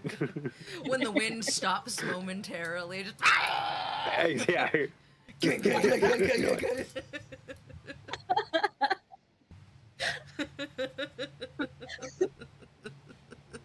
Oh, Stu's gonna have fun with that one. Do you think he's gonna rewatch the episode, or do you think he's gonna roll in next week and be like, "So guys, what did I miss?" He better watch it. Because he hasn't picked up on the fact that I've been corrupting him slowly this entire time. He's very suggestible. I mean, I didn't know that. I love Stu. I had my thoughts, but I thought I was being paranoid. I was like, no, there's no way that Nana would do that to a player. Nope, they would. 100% They absolutely I did, would. yeah. I did. So sorry about Wow. that. I promise never to do that to any of you in our regular lives. Okay, but it's not off the table for here. Got it. No, it's definitely on the table, at the table. Got it. Fantasy world corruption. Got it. So Got in it. your DM notes, it just at the top says gaslight manipulate. No. Gaslight gatekeep girl boss. Hell yeah. That's what it was. Oh, I was mixing up the mansplain and manipulate one. That's what it was. I was mixing up that and the girl boss one. Damn it, I am so tired. That is what someone would say if they were tired. going to do that. Thank you, unauthorized, for that. I'm glad it wasn't me. Whew. But yeah. What would you like to do? This mysterious captain has just offered you a helping hand that may be more beneficial than you suspect. Well, Sorry, what was exactly was his original deal? We're supposed to be taking something else away from Cardinal? If you do him the favor of getting rid of the black ice and getting it out of the towns, he'll teach you how to purify it, and he will owe you a favor, which he insists is a much more powerful thing than any of you realize. Pregunta. If he has the ability or knowledge of how to purify this black ice, why is it that he needs us to get rid of it? Because he's just a little thing. He's very pretty, and he doesn't have any men with him. Wait, that doesn't answer my question. Why can't he purify it by himself? Hang on, give me that one more time. You can't just walk off with it. How are you gonna hit it? Oh, I didn't even notice that they were gone. You didn't see their hand just That's reach funny. in from the corner of my screen and go...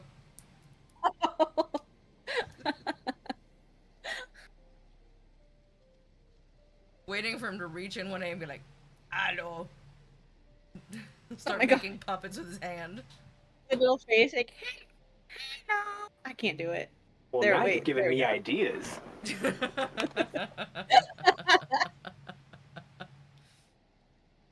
Well, now you're just giving me good ideas. Yeah, then no, the follow especially could be in a soft comparison bit. to you, Roosevelt, Captain Jax here is quite little. I understand that, but again, what does his size have to do with his ability to purify this ice here in town versus us having to take it somewhere? He didn't say he could purify it here in town. He said he could teach you how to purify it. He knows who we can He take asked it you to. to get it out of the Oh, I town. see. Okay. I missed He just that part. wants it off this boat, off this dock, and out of Caer Dineval. Did that firework scare you, buddy? I'm sorry. Oh, No, little baby. Logan. Sorry. And yeah, that's well. Imre's going to defer to Dritz because she doesn't want to say anything anymore. She's kind of freaked out. When she gets freaked out, she gets quiet.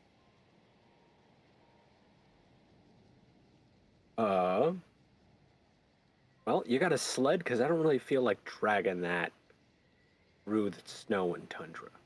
In fact, I do. And he gives a sharp whistle. Where are you keeping it? And he shimmies To look and him up and down. tosses his coat to the side and starts to mime reaching down somewhere. We're going, no, that would be absurd. I'm not magical. And he gives a sharp whistle. And a man comes walking up with a very, very large sled. And behind him, 2 of your elk. Let me say that again. 2 of your elk. I'm gonna talk to the elk, please. I'm gonna. She's just Snow White this episode. No, actually, kind Just Snow of, White all the because time. so my new conclave that I get being level 3, I am allowed to use speak with animals like whenever, like basically like a cantrip. There's no cooldown. There's nothing. I can do whenever I want. I can talk to animals now. I know. I just think it's funny because there's like, oh, an animal. I was like, oh my god. Well, as soon as We're gonna be the friends. DM said they were ours, and this person I don't trust, so now I have to ask the animals, what the fuck are you doing here? How did you get here? And as Well, the, we're on a lake, you not an know. ocean. I mean, they could have just been walked over here. as the elk goes to speak, the man, short in stature, with a large black beard, goes, I bet you're looking to know how I got your elk here, aren't you, lass? I was literally talking to the animals, not to you. So stop. Looking at the elk. And he looks at the rest like, of you and goes, I like this one. He's He's probably still like, holding yeah, his I'm leg. the crazy one for thinking you were actually talking to a human being and not a elk. Humans aren't friends. And the elk Well. starts to go, I am Ray. Hi, sweetheart. Where did you come from? How did you get here? The dwarf got us. Where did you come from, Cat Joe? I was gonna say, I was about to just He knock. I took was like, us nope, from just East zero. Haven, Sorry, I couldn't. and we had to walk all the way up, but it was a lot shorter than I thought it would be. So we just came up. Do you know here to why help. Do you know why he took you? He said we were coming to help you. Oh, and I'm Your so elk glad is yours. she's gonna take his face and be like, I'm just glad you're here, and like nuzzle And his he's- little nose. Mm-hmm. But just so you know, if they hurt you in any way, I will kill them. No, they've actually been rather nice. The man Good. with the fiery glad. boar kept giving me carrots. Good. I'm glad. Well then, I'm happy you guys are here, and we're just gonna have so much fun together. Please tell me this conversation's over. I can't keep my laughter in. It's much over. longer. It's over. It is over.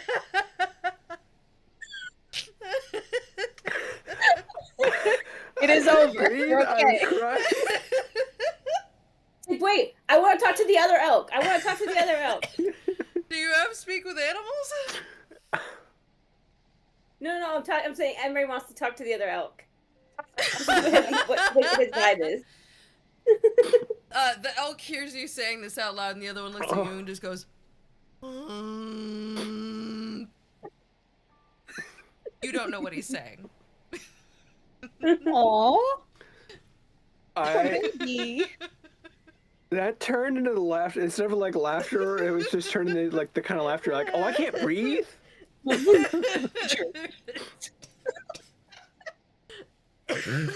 My God.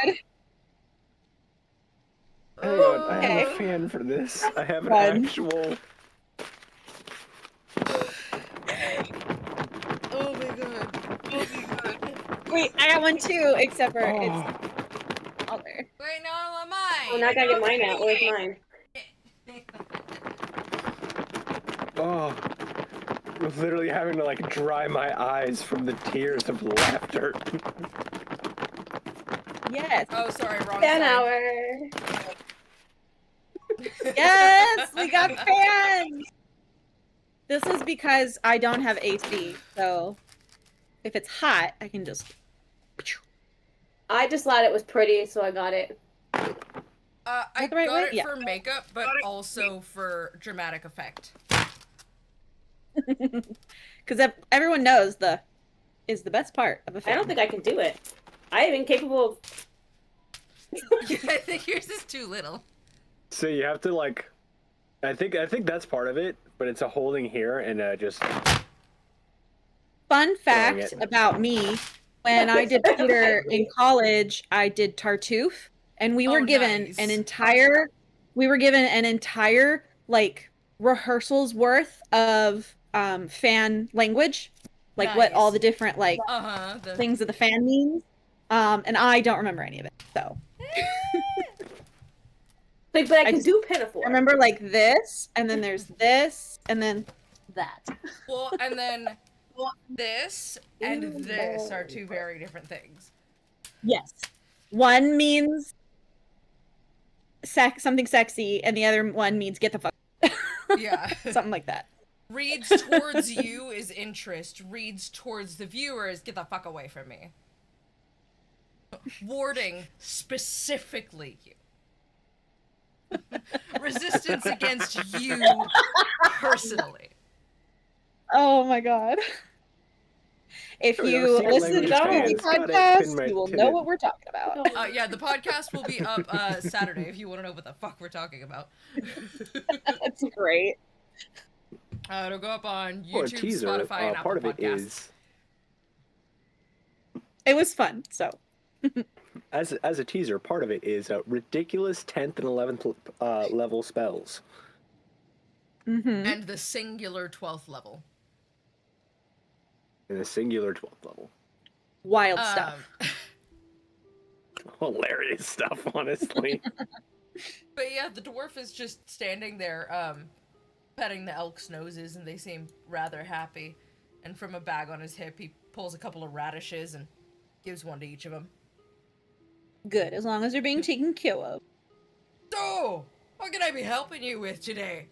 Heard you might need, something detached from something else, maybe something blown up. I'd be happy to help you.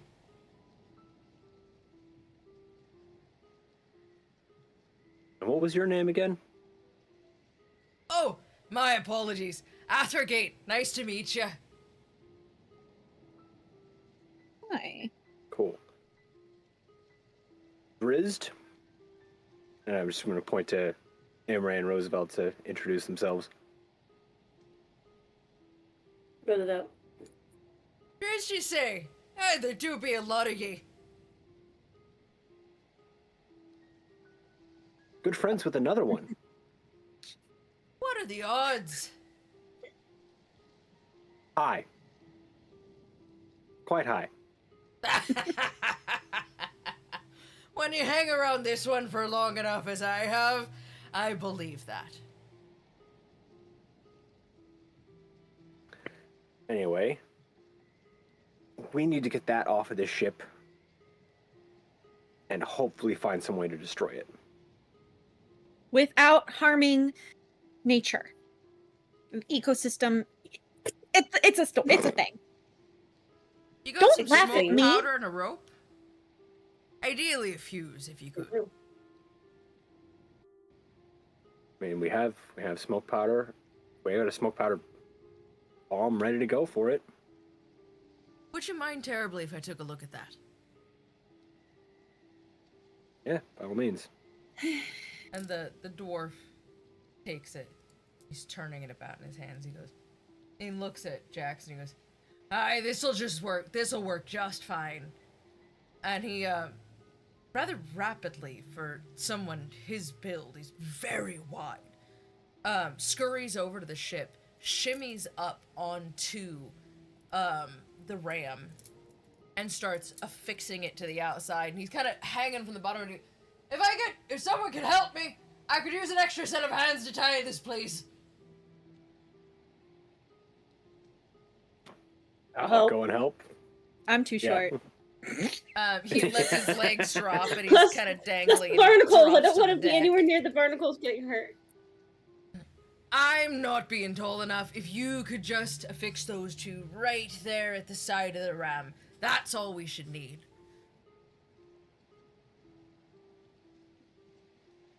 Yeah, just that. Perfect. Is there anything else on this ship you might be needing? Yeah, Yes. Doc. A ghost. I mean, you mean? The ghost, doctor, I don't care what it is. Just get whatever you need. The ship may not be around much longer. I'm not confident I can separate it. Should we take some of the supplies off of said ship too? Because we left all the other supplies on the other ship, so we don't have anything by way of supplies except what's in our packs, correct? Don't we have the tent? That tent that has all the like supplies and stuff in it still though? Oh, okay. Never mind. Yes, we have that. I guess just the fool and the brig. As you go to get him, Doc's banging at he's rattling his door. Just, and he sees you guys coming down the stairs and he goes, oh my god, I thought you forgot me. I was kind of worried you were going to leave me here. How could we forget you with the racket you were making, Doc? Well, you know, I try. So you gonna let me out? Should we Well, that depends.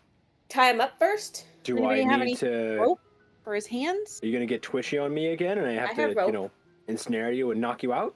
No, Again? Of course not. No, I'm not gonna twitchy. Who said twitchy? Who said twitchy? Yeah, Roosevelt. I think we should tie his hands up. Just in case. I really don't think that's necessary. You already took my glove. I don't think that's necessary. Well, you're a big guy, and you could probably knock at least me down. I totally trust you, Doc. He's like so fucking fake. I totally. I was gonna say, the person who says, "Hey, Roosevelt, where's that rope of yours?" Yeah, I'm gonna use my rope and I'm gonna tie him up. Can I do it through the bars, or do I need to like go in there and have someone Listen, Doc, it's just until we get the black ice. He can stick his hands. I'm picturing him putting his hands through either bar. The door. There is a slot for this. He goes, "Oh, I don't think that's necessary. I don't really think that you need to do that. I mean, you guys don't trust me. It's fine. I don't put your hands you thought through the slot. I'm just saying. Doc, come on. Hang on. You're saying a lot. You should be saying nothing. Put Doc, your hands through the slot. Unrelated though. You know what? I've always wanted to check out that ring on your finger. Can I see it? Unfortunately for you, Stu was very specific that Doc doesn't wear jewelry. God damn it. You tried. He's like, what ring? Yeah, Doc just goes, then I'm gonna walk it. You okay, buddy? Grab his hands. How close are his hands though to the slot? He's standing right up in front of the gate, so both his head and his hands are like within 6 to 8 inches of the inside of the bars. So I could snatch him and then I've got him at least a little distracted though, right? Sure, make a grapple check. Absolutely. Athletics. Yes, that would be, or just strength. I would say athletics, because you're going through bars, right? Like, how are you grabbing him? Okay. Oh no, it actually. What would you think? So I was gonna try to grab his wrist and yank him through, but it's a quick motion, so maybe Dex. Yank him through the bars? Through the slot specifically. Through the slot. That's gonna be a Dex check.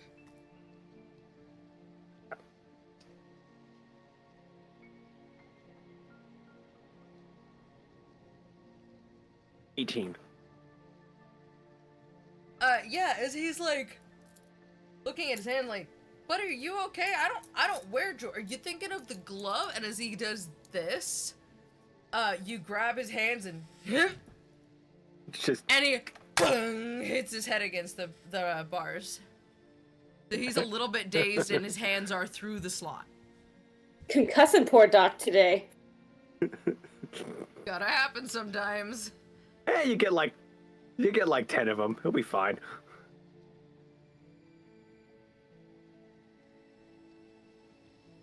So immediately I'm gonna look over at Roosevelt. Rope, come on. Okay. Because that's how you tie up a hand. Like, oh, come on, you guys. This isn't necessary. I'm not twitchy. My head. You gotta do Wait, that why, to how's me? your hand over your head? I just tied it down. Sorry. Especially You since gotta he's do that to me. My head hurts. I'm just picturing like, especially since he's got the bald head. I'm picturing this giant egg on his head. Yeah, there's a line right across here. Nice. Just a red Okay, welt. so I guess we can get him out. Honestly, I'd prefer at some point to get his hands behind him, but that's just me. Unless if you guys are okay with it being in the front. It'll have to do because we'll have to untie him and then hope we can. I don't want to wang him over the head 3 times in one day. That just seems a little rude. Or we could do like a little step through. Poor Doc. He's getting beat up. I feel like I'm Tom's confident. standing there with a mallet. Isn't he shorter than you? Okay. Who, me? No, Yeah. he's like 6 foot. Yeah, so shorter than 7 he's shorter feet. than Roosevelt. Yeah. Everyone Okay. is shorter than Roosevelt, though. Yeah. Everyone's taller than Imre. Everyone is taller than Imre. No, actually, there's one person that you haven't met yet that is not taller than you. Well, I mean, gosh. any gnomes, halflings, kobolds, Well, Kuatoa yeah. would all be shorter. Wait, the dwarf Athergate's isn't shorter shorter than than you. her? Athergate is shorter yeah, than her, yeah. dwarves, Yeah. Okay. She's 5'3".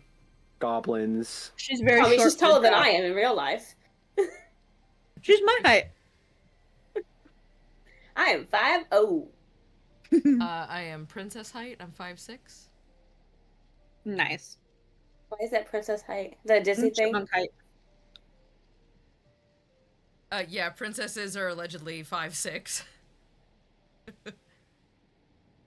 Well, Disney height. I 5'6". am 5'11", and no, I don't be adding the man inches to say I'm 6 foot. If someone whips out the tape measure, I am not going to clear it. Which I think is just a casual Okay, so we thing got to Doc up. start doing. Yeah, you got Just Doc by whipping the out a tape wrists, and measure. he's just like, guys. All right, big boy, let's go. She's gonna start guiding him along. And he's frustrated, but yeah, he comes along with you.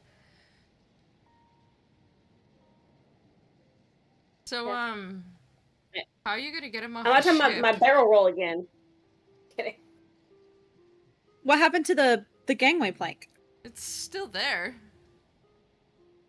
It's just Yeah. kind of rickety and wobbly and I'm cattywampus. gonna make him make a dex check because there's nobody holding it and he's mildly concussed. Okay, he navigates it averagely, so he's okay. He makes it, but he is stumbling the whole way, and you are very worried that he's gonna tip you both over. Do we all need to make a dex check? I thought he was gonna hit his head. I thought he was gonna fall and hit his head again. he just needed to make a dex check because he's delirious, whereas you guys have all navigated it before. Roosevelt, did you want to try your leap again this time? Yeah, what the hell not? All right, acrobatics check. I'm gonna hand my axe off first to Drit. I'll hold on to that. I'm gonna warm up for this one this time. Let's go. I'm gonna show up. Limber up. Limber up. You see the tail like whipping back and forth. I believe in you.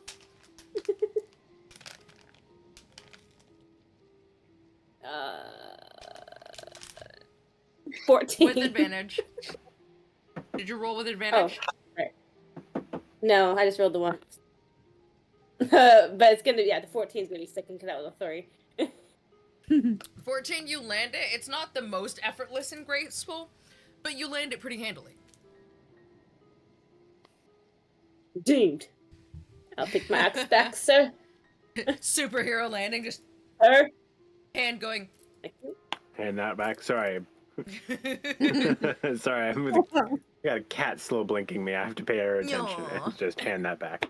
The baby. Throw it back down. All right, we ready to light this thing on fire?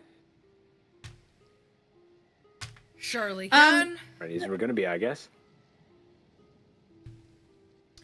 Well, if I'm about to light this on fire, we're all gonna want to keep a bit of distance. So, how about we come back to the edge of the dock? Sounds reasonable. Absolutely. The dummy is still kind of standing on the ship, and it's not until you guys are about like halfway down the dock with the navigator that he realizes, oh, I should get off the ship. Because nobody told him. So. I forgot about him. I forgot about him too. You said the dummy, and I was like, when did we have a mannequin? Oh no. Does he have a name? No, I didn't name him. But if I had to name this him, is clone Phil. It's DUM-E. Yeah, dummy. All right, we start. You remember what you did, dummy? You know why you're wearing that hat? That's right. As you get to the end of the dock, Athrogate grabs a hand axe off his belt and just goes, and as he does, the axe begins to glow, and a flaming boar appears before Whoa. him. Large tusks, fire in his eyes. He goes, all right, come on then, go light the damn thing. And the boar goes, and goes skittering off down the freaking, I've just forgotten the name of it. I said it too many times, now I lost the word. Gangplank. The dock. He goes skittering down the dock, and he comes screeching to a stop right before the, ram. And you watch the boar, like, kind of rear his buns back and go and blow a giant flame directly at the smoke powder before turning tail and running full speed back towards you. And as you guys kind of wait, it's not immediate, so you guys are standing there for a moment. And Doc's just like, oh jeez, God, guys, do we have to, Doc, shut up.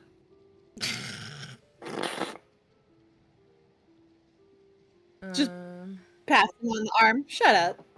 Lovingly. I have to see how big this boom is real quick. Give me just the big boom. Second.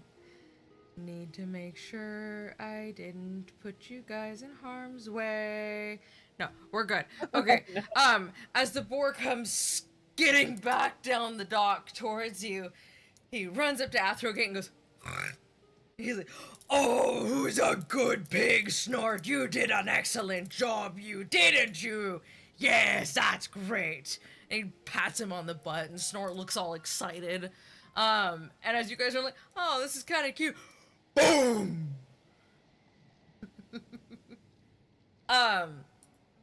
Your smoke powder ring detonates, but what is larger than the boom is the eardrum shattering crack of the black ice as it goes half in the water and half on the dock. Oh shit. Okay. The front of the ship is open. It's an open floor plan now. Very modern. It's not terribly watertight. Open concept room. Open concept boat. And the harbor master just goes,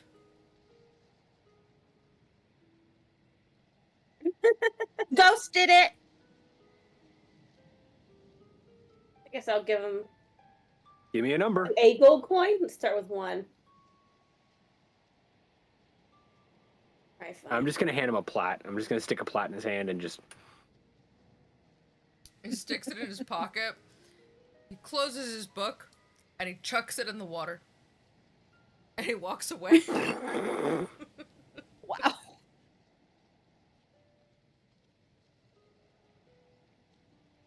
Well, that was a bit more explosive than I thought it was going to be. Not that I should have expected less from you, my friend. Excellent work. Good job, Snort. Emery, would you care to talk to the boar? I thought it was Is a the pig's fire. name Snort? I thought it was literally on fire. I thought it was a fire. Yeah, the pig's pig. name is Snort. It's still an animal. Is it like a Animal. fire creature? No, it's What a is boar from the Hells. He's a hell Oh. Hell- but he's still a creature. Oh no, she's not gonna talk. Okay. She does talk Talking to to every everyone single else animal we today. come across. I think you're being a little selective with who you want to talk to. You hear Hellbore, so I was like, oh no interest. I promise you're not missing out on much. Snort isn't great with conversation. He's got a bit of a one-track mind. And it usually involves food. Horrifyingly, bacon. Oh god. Oh, don't Yikes. panic. Don't look at me like that. It's not his own. He's not eating other boars and hellboars. But Cannibal. not a cannibal. Jax seems almost slightly offended. Like, we can't seem to get him off of basilisk bacon.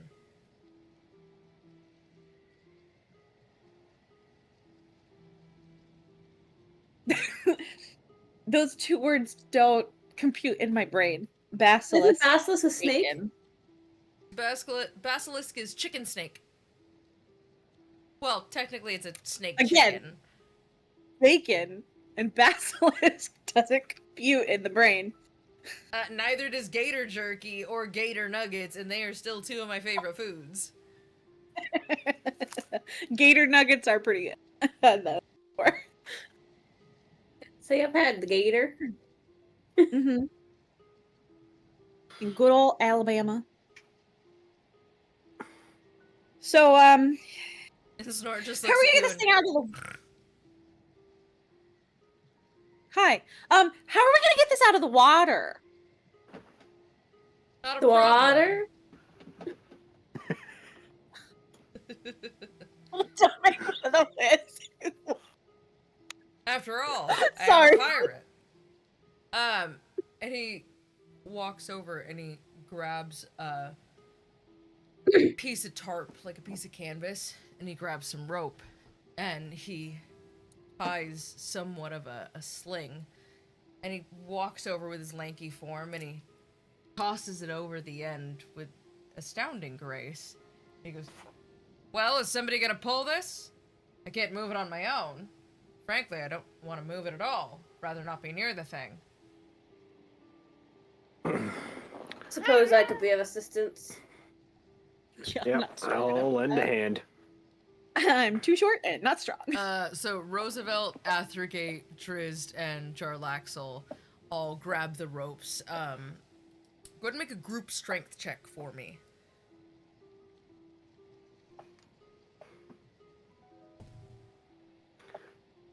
19.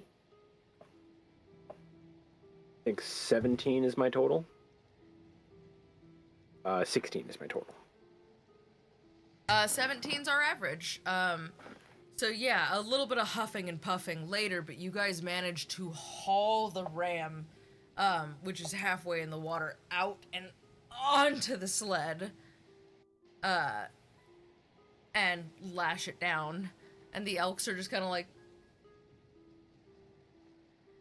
they don't really care. They're unaffected. They're playing with the boar They're a too little bit. stupid to be. I love that. But yeah, congratulations. You got the thing on a sled. What And about the you piece of didn't end have on to the dock? fight You didn't load that one too? Oh no, Say it again. stayed as We were gonna- in one piece. It just half of it was sitting in the water, half on I the dock. see. It's some of it is still actually attached to ship wood, which is why the ship is now an open floor plan. Open concept boat. Well, that is now a houseboat, and I hope somebody pays good money for it. I thought houseboats were way cooler do as a make kid me until I laugh. saw one, and I was like, that is way more boring.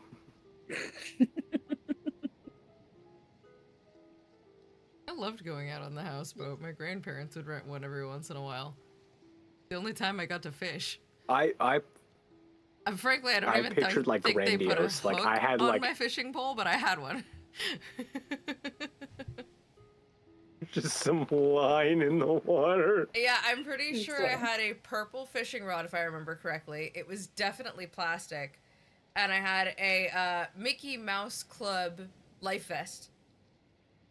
Aww, that's so cute.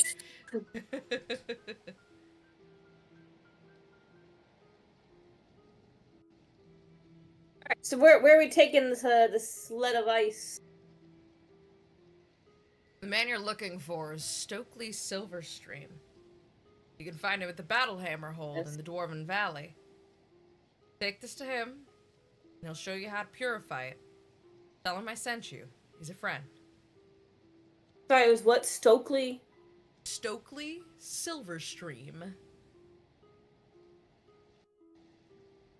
A cartoon by chance? You said a little battle bit. horn? I mean, this is Battleborn. No, he is at the Battlehammer Hold. He is, Battlehammer. So Battlehammer is one of many clans. Battlehammer used to primarily live in the Dwarven Valley until their 8th and 10th king, Bruner, recovered Mithril Hall. Now they're split between the Dwarven Valley and Mithril Hall. He's sending you to the Dwarven Valley. But they're all what are called Delzoon dwarves. And this is common knowledge to most people who live in the realms that, like, Delzoon dwarves are just a variety of dwarf. Gotcha. well, Well, Do we have that trinket you're the still? second person. Yeah, I have it.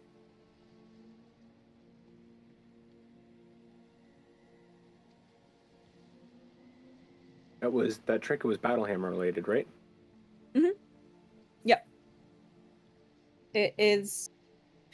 Yeah, Battlehammer pendant with like a little hook on the other side belongs to the Battlehammer Dwarf clan.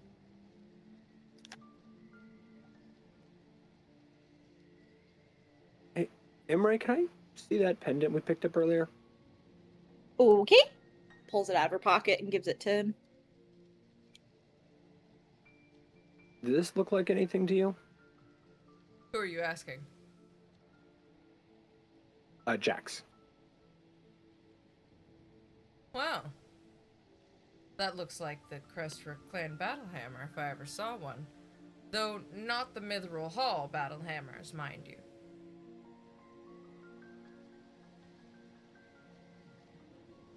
Well, I found it on that, houseboat now back there. Interesting. Very interesting. Seems Also, we may have a thieving problem. With a pirate ship, you don't say.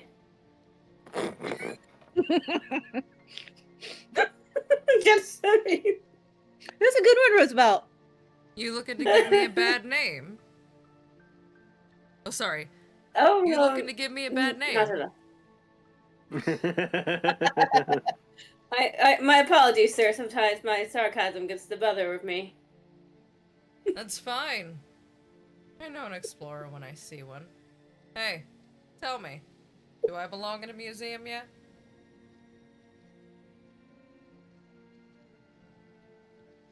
Be in my museum anytime you want. It belongs in a museum. Not that. He will purr at you, just know he is that kind of a guy. He is a proud man-loving man, and he is way too confident for his own good.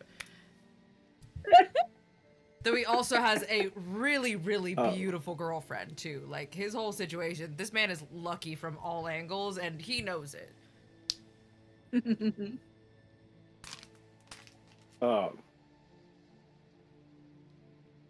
Just reset my brain. That's what I was gonna say. You're the second person to mention we should be heading to the Dwarven Valley. Who was the First was the king of the ragged tribes of the Elk. Well, that would make some sense then. The ragged tribes have always had a keen eye on these lands. They're more in tune with them than almost any other person I know. From Bryn Shander to Bruner's Climb, there's no one more skilled at crossing that ice and telling you what's going on with good old Mother Nature and Father Nature than the ragged tribes. And the tribe of the Elk is definitely one to be trusted. They've proven that to me so far over the years. I have an old friend in them, so I'm not surprised we're thinking the same thing.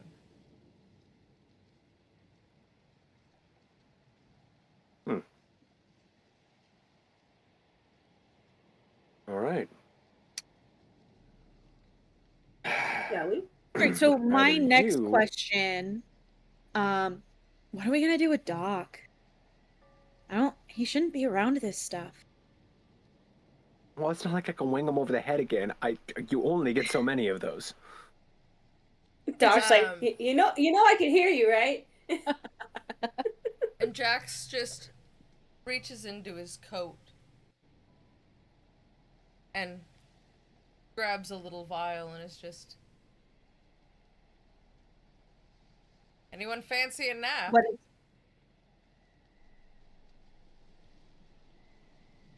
What the fuck Sleeping up? Is it a potions potion are of sleep? very useful for curses.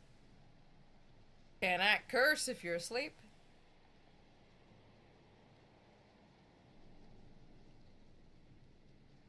I say we let him dose him. Hey, Doc, I bet you can't finish this in one go. Oh, I bet you I can. Give it here. What, you testing me? I could put away 3 Arnold Balders before you can blink, okay? Give me that. He's in a compromised state of mind. He has an automatic disadvantage on that check. And Doc just... and downs it. And about the time that he tilts his head back to let the bottle out of his mouth, he just goes...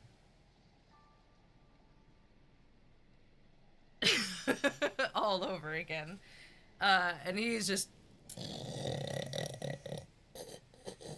Aww. on the dock. He's very I'm gonna- asleep. I'll pick him up and throw him over, just like shrimped over ice. over one of. No, on one of the elk. Okay. I was like, you putting his ass on the You put him on the sled? black ice too.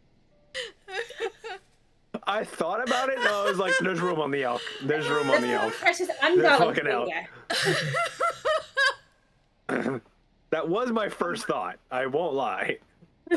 Boy, he's gonna wake up with real rage issues. He does that. Just wakes up, just. Droid rage.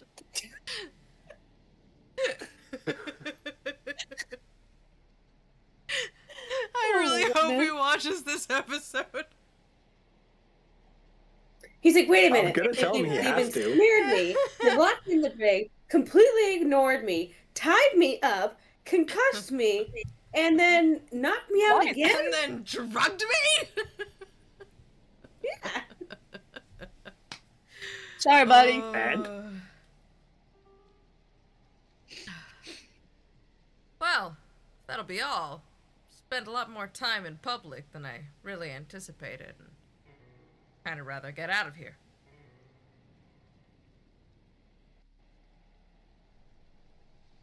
Yep.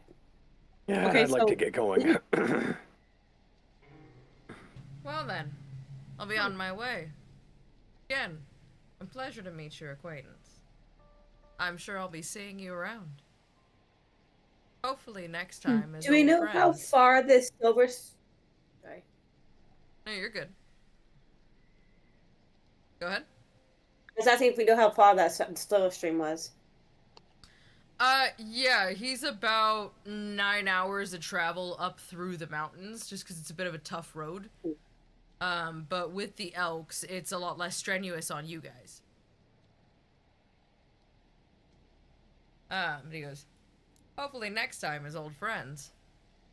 And he kind of eyebrows at Emre, and he brims his hat, flicks his coat. Come on, Athergate. Come on, Snort. And Athergate just and hops up on the Hellboar, smacks him, and Snort goes barreling off. He's so cool. I'm picturing more the pig just like prancing off. Sort of, like he will prance, but Snort mostly like, you know when animals run like 2 legs at a time, like 2 sets of 2 legs in tandem? Yeah.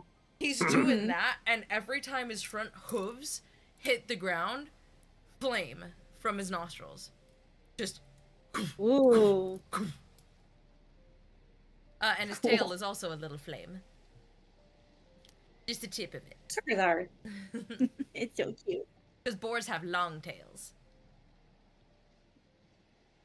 Nice. Oh yeah, yeah they do. You have the vape, damn it. I was like, vape, vape. Nope.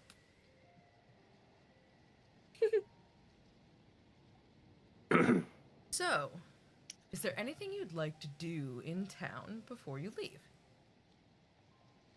Well, I'm assuming it's towards the end of the day at this point, given we sailed all the way over here, took another hour or 2 to go around, then dealt with all that. So I'm assuming it's end of the day already. Should we be resting tonight and leaving in the morning, or? Okay. But the longer, you know what? I'll let you guys decide if you paid attention. Yeah, it's evening. And it's about a solid 8-9 hours to get to the Dwarven Valley. I would say we'll have to deal with the exhaustion and get this thing out of here. Okay. Yeah, I don't want to deal with this longer than we have to. Right, I guess that sleeping juice is going to wear off on Doc eventually. Yeah, he's got a solid 12 hours. Yeah, so we should get going. Okay. All night rager road trip. Whoop whoop. Yeah. Choo choo. All aboard the elk train.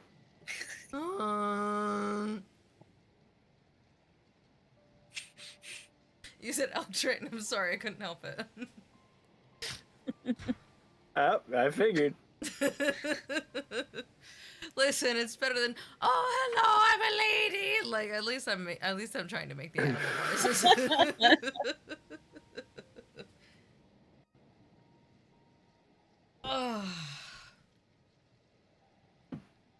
As you all set out on your long, very long trek, you can't say that you necessarily know that the moon has begun to rise, but there's certainly no longer daylight left beyond the icy haze. But as you travel, that weird pseudo-constant midday obscuration of the sky, concealment, if you will, does begin to clear somewhat, bit by bit, as you travel towards Bruner's Climb and the Dwarven Valley. The sky gets clearer and clearer until, for the first time since you got here, you can see the stars, and you can see the flakes of snow falling individually, and the ice crystals as they blow across the mountainside.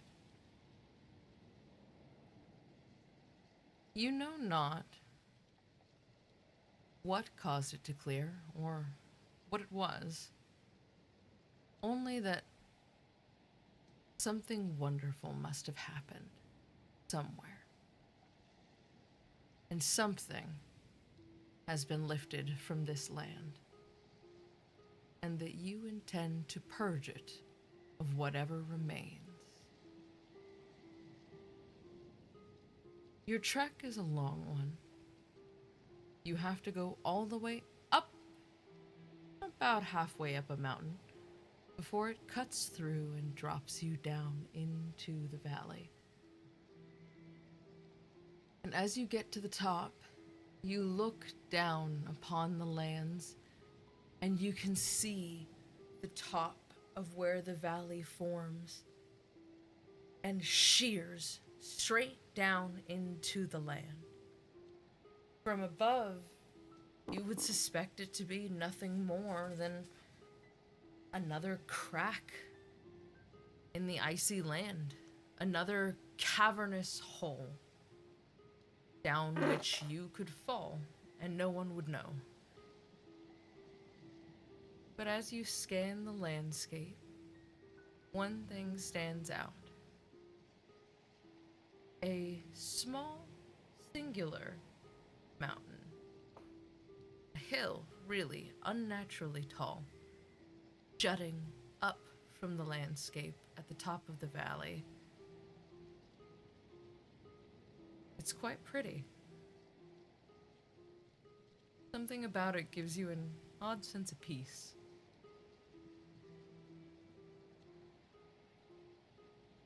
As you descend back down into the tree line, the elks are having a bit of a harder time controlling the black ice. You're on a bit of an incline. And it soon slides between them, and they're now walking slowly, almost using it as a counterweight as it falls downhill, and they keep it from falling too fast. You got a bug? Yeah, sorry. Okay. Oh In the God. tree line,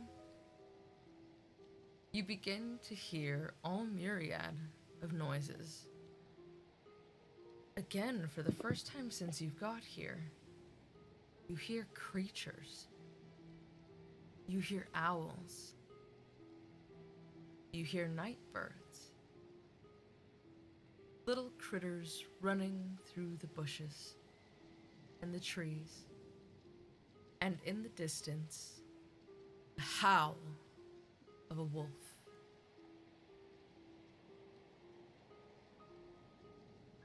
Cool. You know this to be the howl of a dire wolf.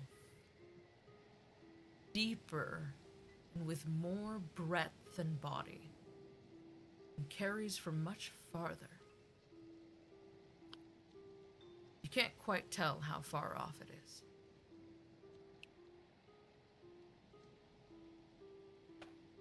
As you come further down, why don't you all make a perception check for me?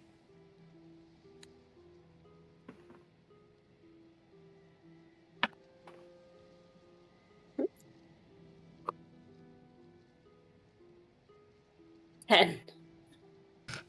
Dirty 20. Nice. It's just like ooh, trees, ooh, stars, ooh, plants, ooh, creatures. Right, leave it to the ranger. Got snow in my eye. Imre, out of the corner of your eye, you catch movement. As you turn, a paw and a tail. And as you turn the other way, a nose and a paw. Flanking you on either side, but several hundred feet off, they don't appear to be watching you. But they are... Are they... sticking nearby? They're not, like, stalking us either? They're just there? They're just there. It doesn't appear that they are tracking you any more than you are tracking them. They're aware of you. You are aware of them. That's about it. Didn't somebody just tell us to be aware of wolves or something? Or am I crazy? Yep. Especially if you hear them. Yeah. So I was like, earlier someone mentioned it, and I wrote down beware of wolves, but I can't remember exactly what. Oh. It's like 2 hours ago. I think it's like their hunting season, but it's like late for their hunting season or something like that. Oh, I don't know about that. We were told be wary of the wolves. You were told that they usually don't come down towards the lake, but you are no longer at the lake. You are in their territory. These are the mountains. Gotcha. Gotcha. They're getting territorial. Yeah, can I ranger stuff? Roll something to see if they are being if they're going to become territorial or anything. Yeah, roll a nature check. Okay. Nature, duh. Where is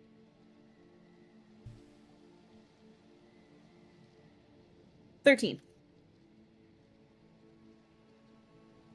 You would suspect them to, but their behavior suggests that they are not.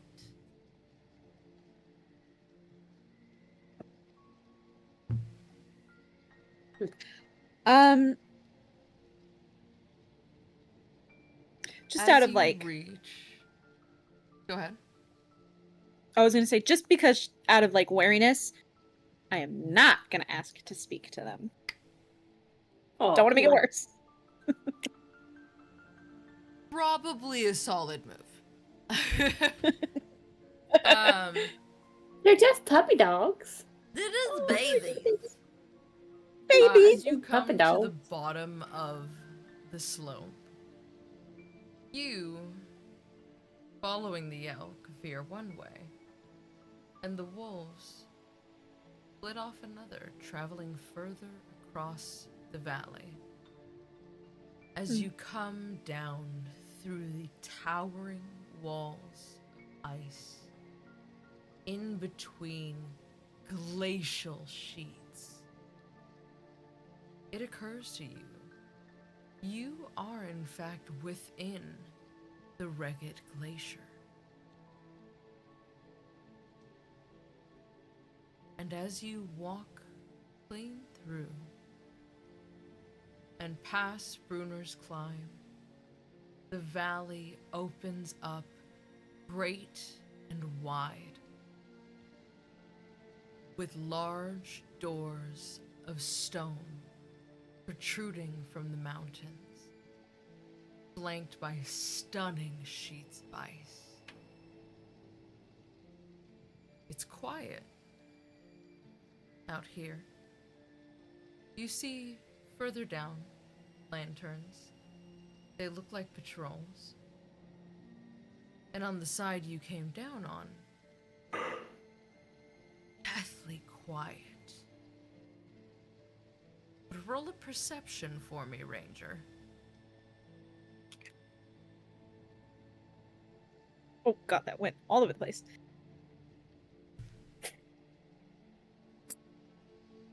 $13 again. There stands along the wall, close to one of the doors, a lone dwarf, doing his best impression of someone who is blending in with the landscape, though he didn't expect the keen eyes of a drow ranger this day.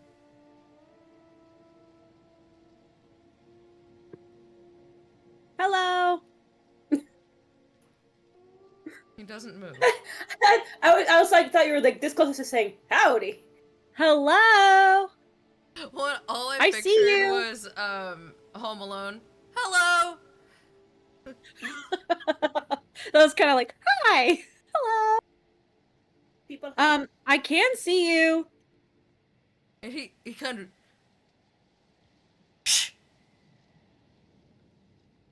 Oh, okay. And he goes,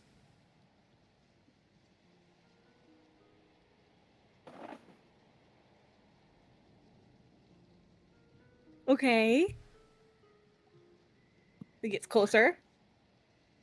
as you get closer, you go, come here, girl.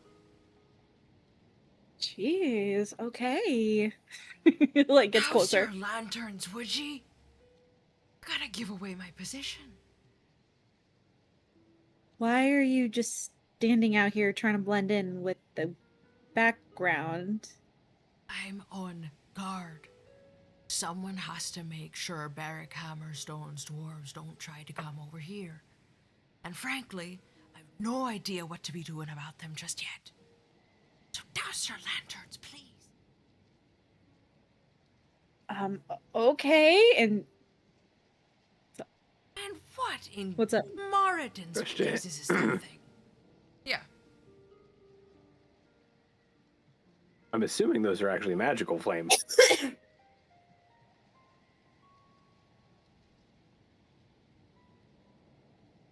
Yeah, that's a good question I hadn't thought about. Oh my god, that bug is back. Knowing Jax, yeah, Nope. probably. Then I'm assuming it'll be a lot easier to douse and turn them back on if we need to. Yeah. Oh. We lost to Kelly. Oh no. Well, she's muted and she's still on the call, so I think she just had to shut her camera off to adjust something. Oh, okay. Maybe went to the restroom. Probably. But yeah, you can just reach over and turn the dial down effectively. So we'll do just that. And we need to find. Obviously, I'm trying to keep my voice low. We need to find Stokely Silverstream. And who be asking? Jax. Aye, that. What was that? I think that was my computer. That's Well, horrifying. I don't know. It wasn't That me. was really weird. I was like, I thought my laptop was going to, like, explode or something. It's never made that noise before. Terrified. And the fan is keeping my computer cool, so I don't know what the hell happened there. Don't know. Did you push on your computer at all? Yeah, like did you push on your computer, or did you like shift your weight on the table at all? No, there's nothing on my computer. Yeah, I got nothing bizarre. Then. Yeah, that was weird. Welcome back. My laptop is... It's gonna explode. Megan's laptop went while you were gone. Yeah, you missed it, and we all couldn't figure out why the hell it did that. Noise. But he's like, ooh, that rat bat.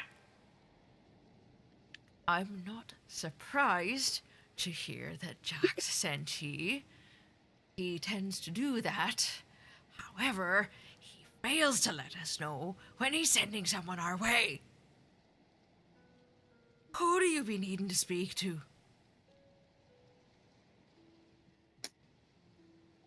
A Stokely Silverstream? Stokely Silverstream.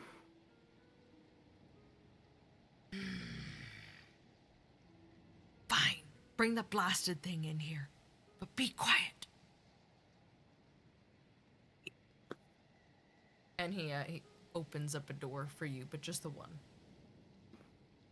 And then he rapidly realizes that there are two elk that can't just be standing out here there below his cover, so he opens the other. As you roll in, a series of tunnels sits ahead of you. And the guard is just like, just follow the torches. It'll lead you straight to Stokely. And he knows that nobody will let anyone in but me. I mean, let no zombies in here. And he closes the doors. Wait, zombies? Even out dwarves. How do you get from dwarves to zombies? What, you think humans are the only ones that can turn into zombies? I have some really crazy news for you. Much like how pretty much anything can get turned into an illithid.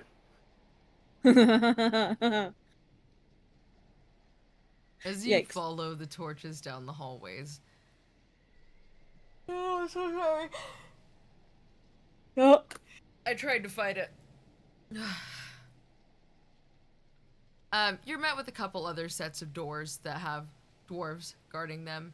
All of them which basically have the same questions. Until you finally reach Battlehammer Hall. Upon opening the doors, you see a large, blondish, bearded man. Like silvery blonde with age. Talking to a couple of shield dwarves. He goes, aye, but if we could get down into the mines, that would sure make this all a hells of a lot easier, wouldn't it? But if we can't take back the mines, I don't know how we're going to get this. And without the proper building materials, it's not like I can keep making things to fortify this place much longer. We've already survived the winter as is, and somehow there's still another month left of it.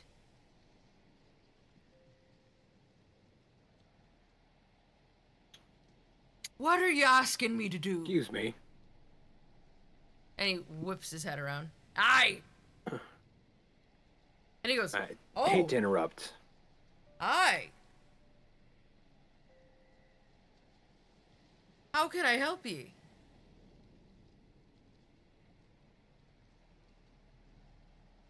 Can I insight as to what his reaction was to? As us or the fucking ram behind us? Unclear. Or is it obvious? Unclear.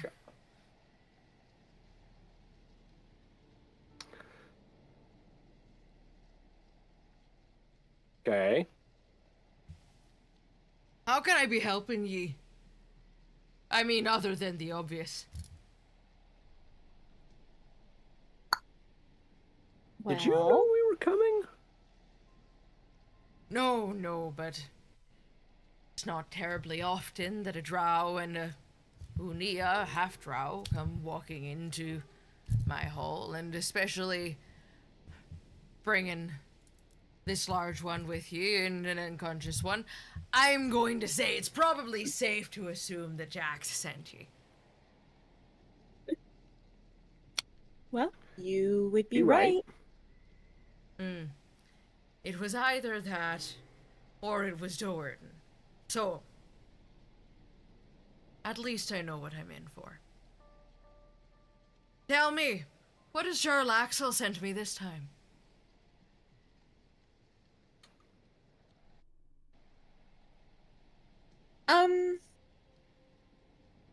Black ice. I see that, miss. What's he be looking to have me do with it? I've already made him a damned blade. What can I possibly else make? Purify it, destroy it, annihilate it. I don't know. You can make weapons with this stuff? Aye. Like, and it won't corrupt you. Oh, the strength of Moradin, the wit of Clangadin, and the wisdom of Doomathoin told me exactly what to do with this. It's not more than once in a lifetime you tend to get the honor to work with something so rare. Of course I know what to do with it. And if I didn't, I'd still be praying to know what to do with it. This is fascinating. But a good old-fashioned blessed dwarven forge can do miracles. And in this case, at something a fraction of its original power, it seems, even take away some mild curses.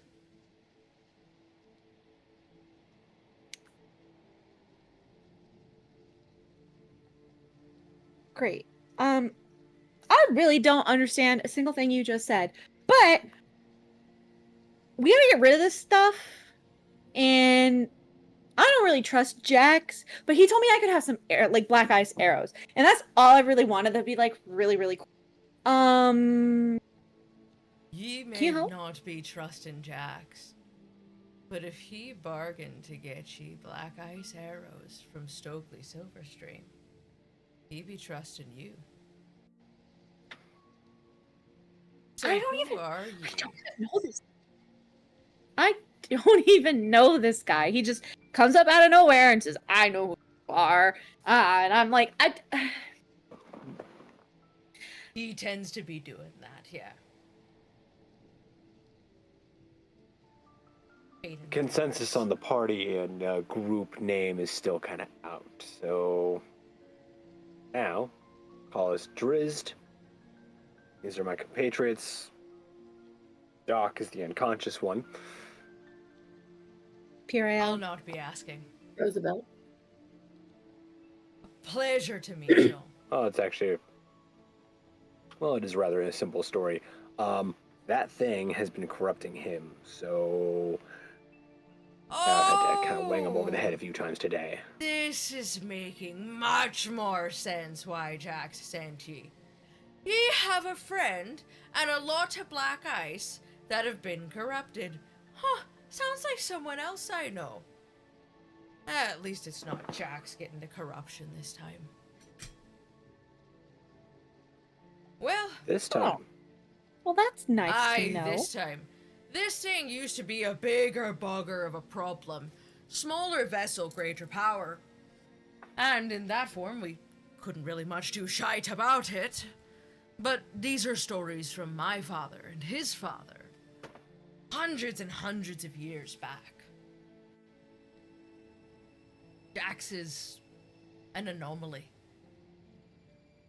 But it's said that back in the day, he too was not immune to the effects of what you now call black ice. We called it the Crystal Shard. Or Shinabon. Roll credits. No, I don't roll credits yet. It's picture. Oh no, intro. No, sorry. Credits. It's a. Have you seen? It's Oh my god, I'm blanking on the name of the YouTube. But anytime he does like a view, and and somewhere in the someone movie name says drops. the name. Yeah, he goes, roll credits. The movie's over. Like, oh, roll credits. So it's stupid. Sorry. No, you're good. After you hit that, will you bring it to me? So that we're swapping back and forth every hour.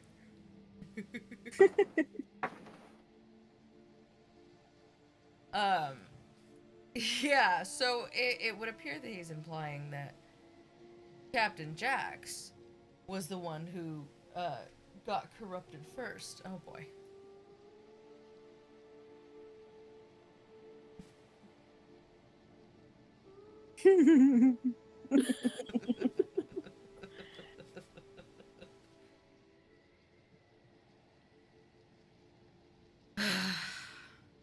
History do tend to be repeating itself. Not that I mind. Suits me. In my quest for battle and glory like my fathers afore me.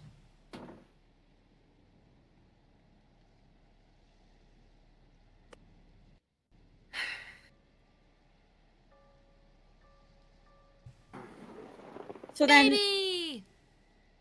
oh, it's a Dream Kitty. It's a Cake. Dream Kitty. So then you can help us. Like, what can be done? You can help us. You can help our friend. Come with me. And you can untie the elk. And he calls a couple of shield dwarves over. Just the two. And they grab the ropes that were on the elks, hoist them over their shoulders, and pull. Smoothly and cleanly. Right. Love a good strong dwarf. As he walks you through the back of the hall, you are let out into an even larger room. The walls lined with large and small forges. What babies? So angy. He goes, so, you want to be knowing what this does. And he reaches over and he grabs a hammer, square at the head and with a pointed hook on the back.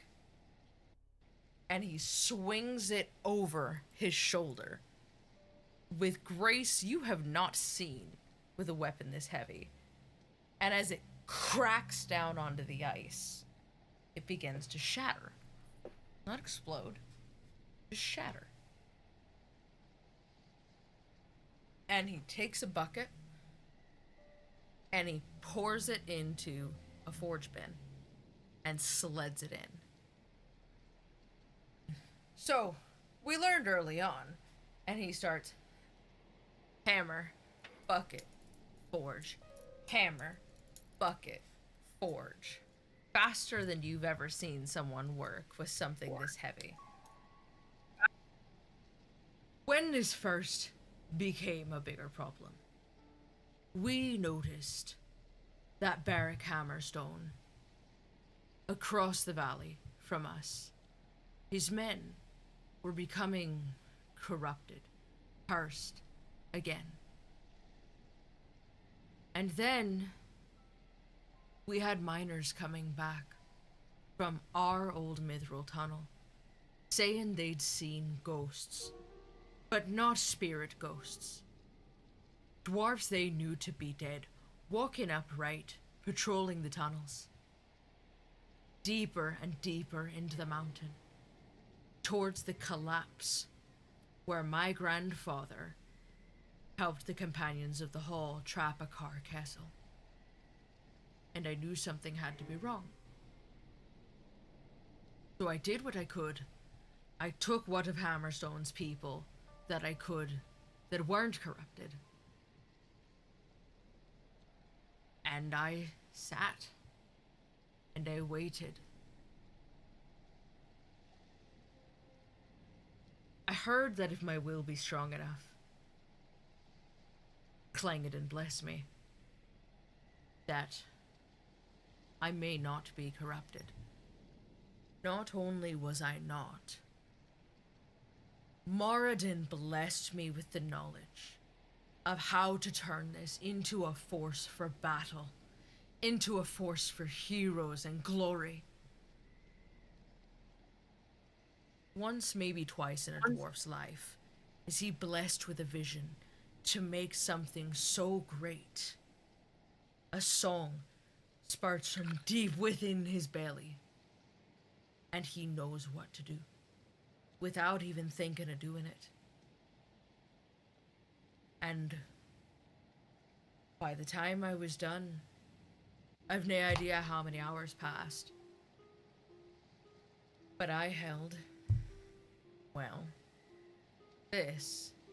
And he walks over to a rack, and he picks up a larger battle hammer of the same make, with that same bright shining silver through the band and through the handle, with a handle of oak wrapped in excellent leather, and a rhyme gem. The same thing that you saw Doc find in Icing Death's cave, inset into the band around the head of the hammer.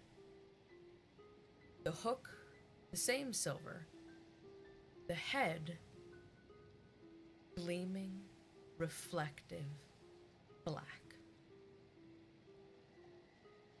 And he takes it, and he swings it over his shoulder at the black ice.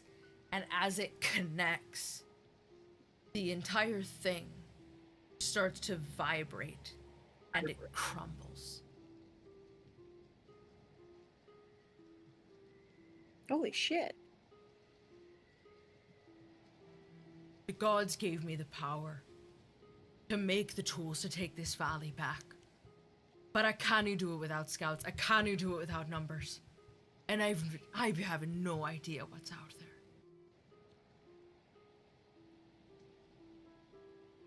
And if Jack sent he had good reason to. I think he believes that you can stop this.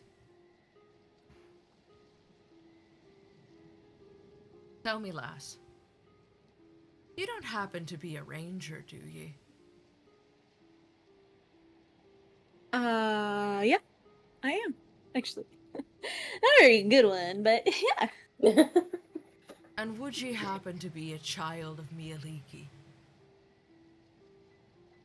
Yeah, she's one of the gods in my brain. God, I probably shouldn't have said that out loud, but yeah, yeah. And he just goes, don't you worry, lass. All dwarves be having gods in their brain. It's how we live and how we fight. You're safe with us. We all get it. Why do you think we drink so much? Sometimes Doomathoin won't shut up.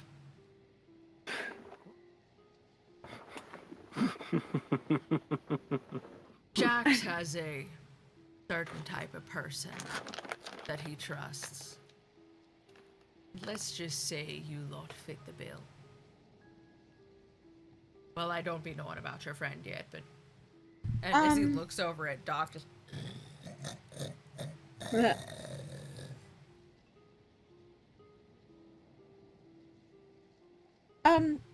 Yeah, speaking of trust, Dritz, you still have that necklace? Yeah. Pull it out of my pouch. To show him the necklace. Be like, this was found on a pirate ship with the black ice. Too? He reaches his giant mitts out. Your hands are teeny in comparison to his, despite the fact that he is your height. Maybe a little shorter. He reaches his huge mitts out. And he's holding it. Oh, that's a beaut. And he flicks it. And you hear the metals start to sing. And as he listens to it ring out, that's from Mithril Hall. That's a fine piece of something you'd be having there. And if you were to help me, I ought to be saying you should be wearing it with pride. That is stunning, and I know not how they got it. But if it found its way into the hands of the friend of the Delzoon dwarves, then I would say any friend of the Delzoon dwarves has every right to wear a battle hammer pennant.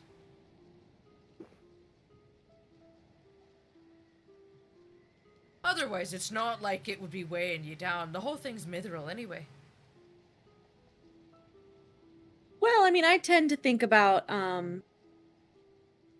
bad things, and my thoughts went to maybe you have a traitor in your midst, but that's just I think.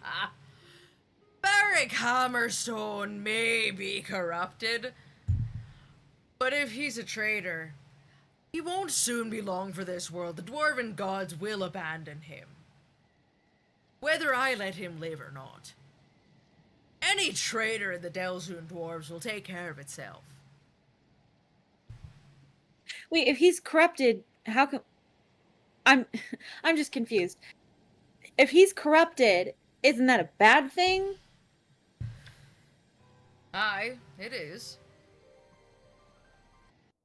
And if we can help them, we can help them. But if they fight us, so help me, I will defend my people, and those of his people that I've taken in and sworn to protect. That is my duty as a king, miss. And make no mistake, Stokely Silverstream of Battlehammer Hold is your king. And it's not a duty I take lightly. I kind of look at him, Ray. Remember the Ragged tribes? As soon as we got all that fucking black ice away from the tribe of the bear, have many of them even remembered that how they got there. What it sounds like, same thing's going on here. To hand it back to you, Imre. Okay, take it. As you take it for just the briefest second, there's this, like, energy to it. It's almost like a surge of strength. It's very odd.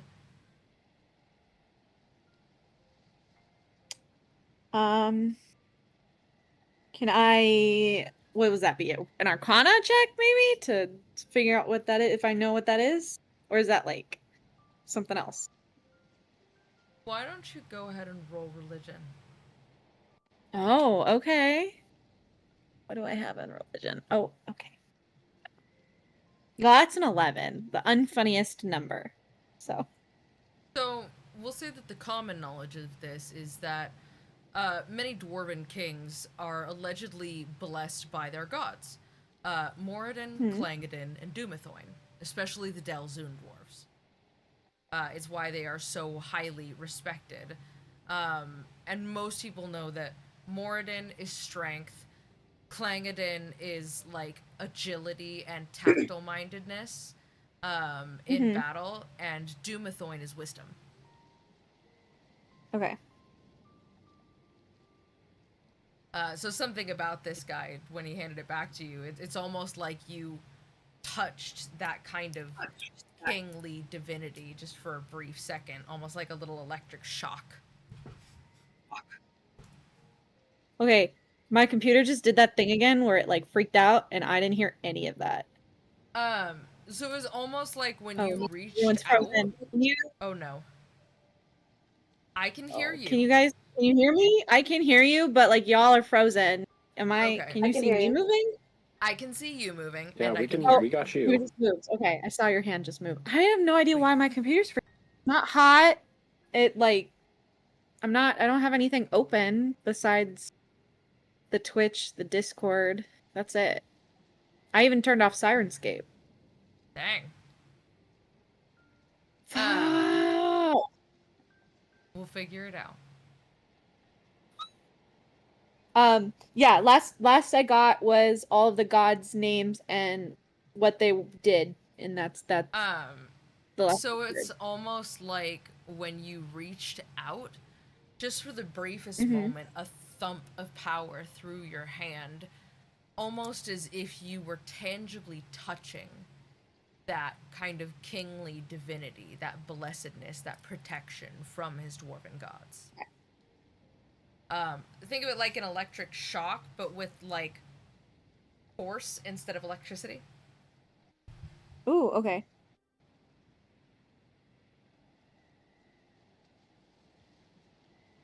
So that's probably gonna be important.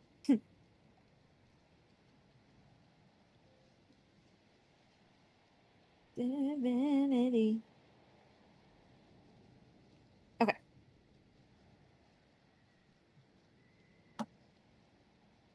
That was So weird. what do you say if I be making you some weapons meant for greatness and destined to help the Delzoon dwarves? Would you help me take our home back? Would you help me save our kin and clear out our minds and figure out what's going on so that we can get back to the business of protecting this valley and supporting the other clans? We've been stuck here, unable to travel, unable to move, as the Silver Marches battled in a bloody war. And all we could do was sit and wait for word.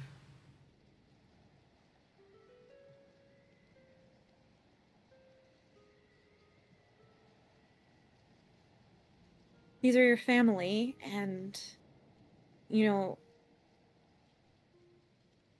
clan and family, and she's gonna say this as she looks at doctorates and Roosevelt, are the most important thing. And if you've been separated from your family, I will do whatever I can to help you. And I'll reward you with whatever I can possibly muster for helping. You have my full support.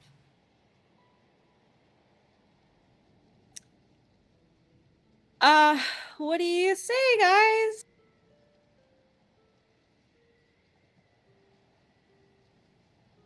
Yeah, What I don't see why exactly is not. the tactical plan so far as saving their little town? Like, are we going out?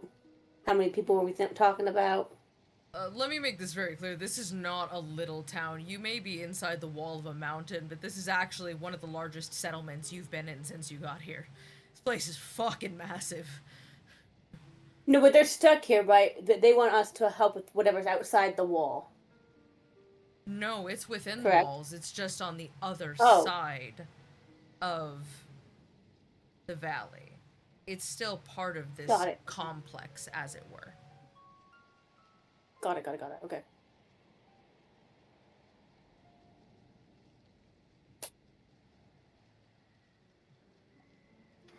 I mean, sure, we can help. No reason not to help.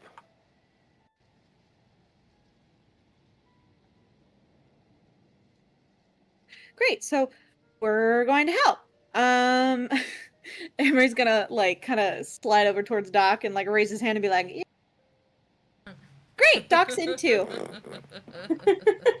That's all of us. Excellent. Well, it sounds like you'll be needing arrows. Seems like your passed out friend there needs what exactly? What manner of fighter is he? I'm seeing the armor. I'm seeing, whatever that belt holds. Yeah, I got nothing. know, What manner of fighter be your friend? I don't exactly understand the mechanic. I don't know mechanical stuff. Do you guys know? He's out of his hand. Taps into the weave to engineer things. A lens, perhaps. Would a focus of some kind, a lens of black ice, Be it all helpful. Does he have something that he could house it in? I'm sure he can figure out something. He's got a glove that shoots lasers. I think that sounds Maybe you just can about put it in the perfect. glove? If you could furnish me with the glove, I can put a lens on it. Yeah, I can do that. He's gonna walk over and yank a glove off of his hand to just hand it over. He actually Not hasn't his hand had it on anymore. in a while. I assumed it was thought in he one of still your had it packs. Yeah. I thought he still had it. That's an excellent Just put his hand axe you in the have in wheel. there, friend. Mind if I take a look at it?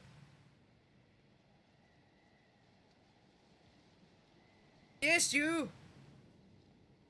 The one built for the What snow. for? With the built-in coat. Well, I'm curious, What- because that be looking like the work of Geller and Fohammer. And that's a beauty. And if it were to be possible to give you something that would complement it, what would that be for you? Do you need range? Do you need power? I see you have a whip about you as well.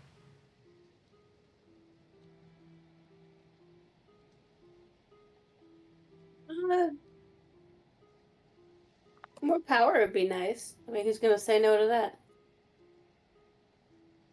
I can do more power. Do you prefer your axe, or be ye alright with swinging a hammer? 'Cause I can... you might be big enough. Can you dual wield? If I gave you something for your other hand, could you use it? Not with the axe, I couldn't. You can actually. You can use it in short form if you want to dual wield, or you can use it in long form to get more power out of it. Oh, I thought So it always instead had of to be having in one two hands. big attack, you can have two smaller but still powerful attacks. Okay. Sure, I'll take an offhand. What about ye, Skinny?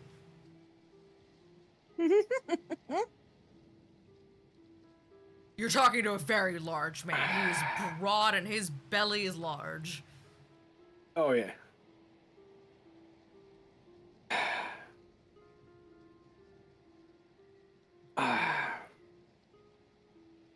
I honestly can't think of much I would need. Pull my moonblade and show it to him. I'm pretty set for life with this. Would ye be interested in her having a dwarven twin?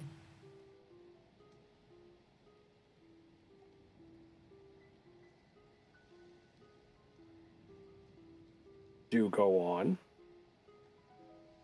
If I had to be guessing, and if that sword is what I think she be, I'm guessing you two have, quite the connection.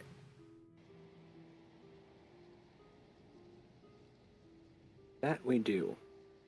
And he won't shut up. Well then, let's make him a girlfriend, shall we? Someone sympathetic that balances his ass out. Maybe he'll stop bugging ye. I can't guarantee she'll speak back, but they'll sing like magic on the battlefield.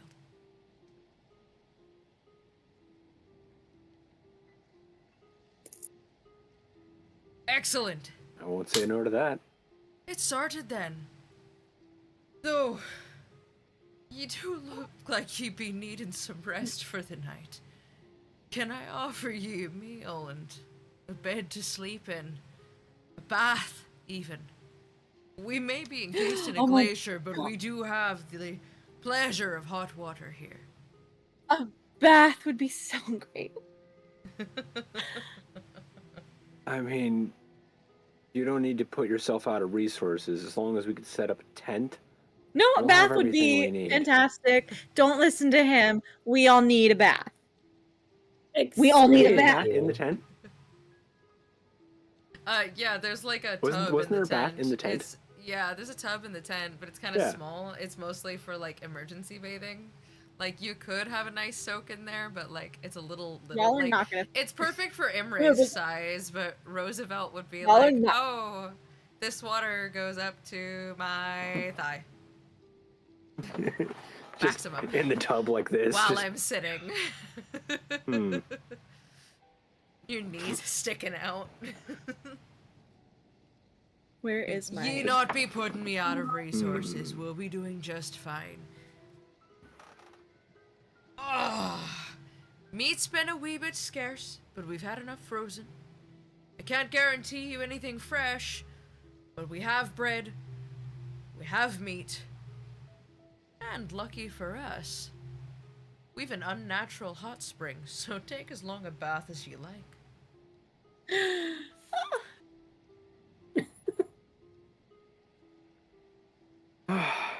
And we've got more beds than we could ever need. Dwarves are nothing if not prepared. Also, we used to house a lot more of Clan Battlehammer, but now we've 2 keeps, so it's a bit easier to take guests.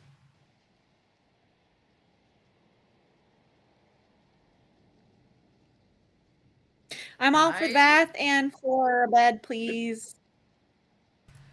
Oh, wonderful. Does it put you out? No reason to say no. He's gonna get you guys all settled in for the night with a wonderful feast of food. You notice there's actually quite a lot of dwarves up at this hour.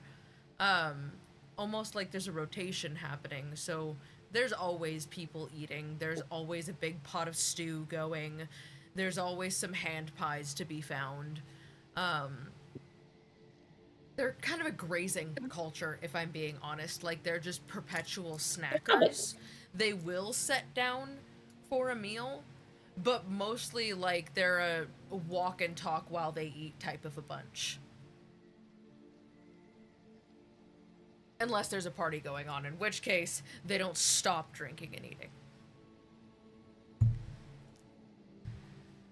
As you all settle in for the night, to get your rest, your elks sleep out in the main hall.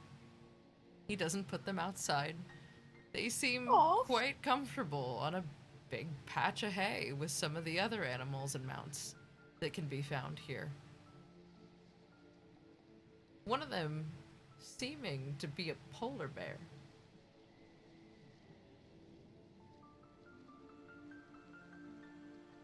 I'm not going to ask to talk to polar bear.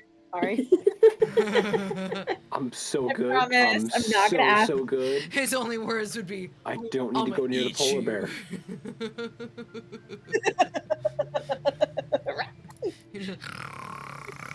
Yeah, nice kitty.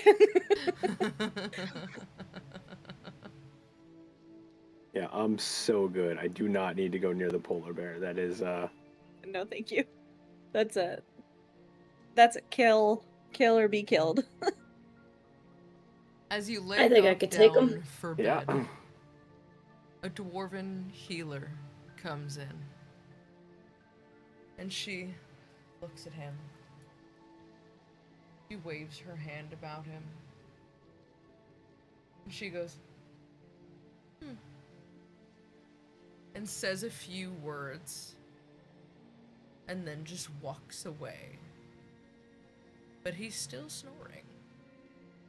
So we'll take it for now. I have a question for you about one of my items before we move on. So my red soap from Emberlyn. I'm trying. Let me find. Okay. Yeah, the deep red in color, white sparkly swirls, smells like dragon's blood. Yes.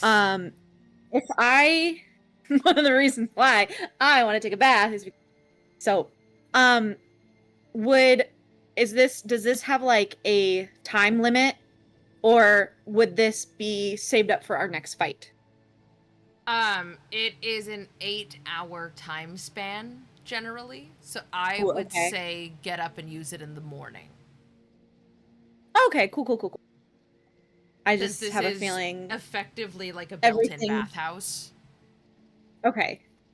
So I was like, I have a feeling everything is gearing up towards something, and I haven't used this yet. And I want to use it to see what it does.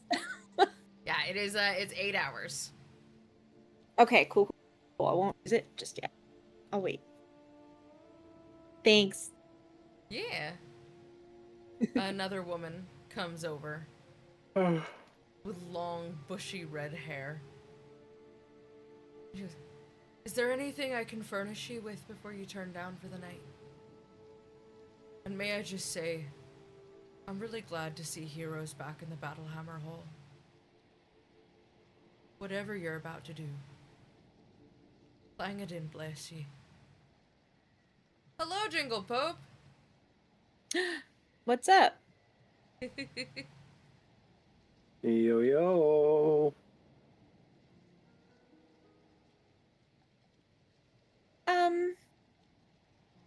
Yeah, I can't think of anything.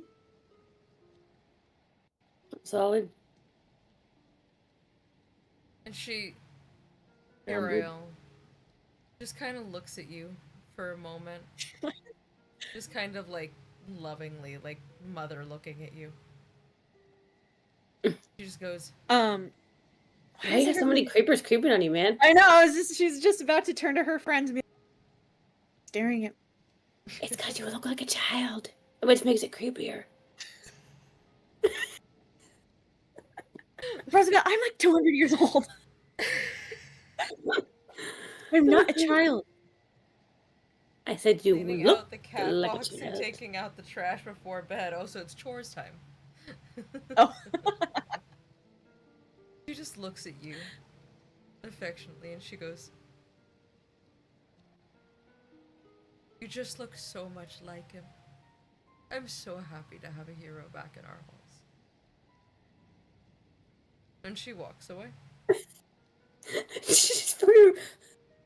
Why does this always happen to me? Why is Have it one always of those me? faces, I guess. Gods? And then people I don't know telling me things about myself that I'm gonna go to bed. I'm gonna go to bed. I'm going to bed. Good night. And she's gonna go to bed. She's over it.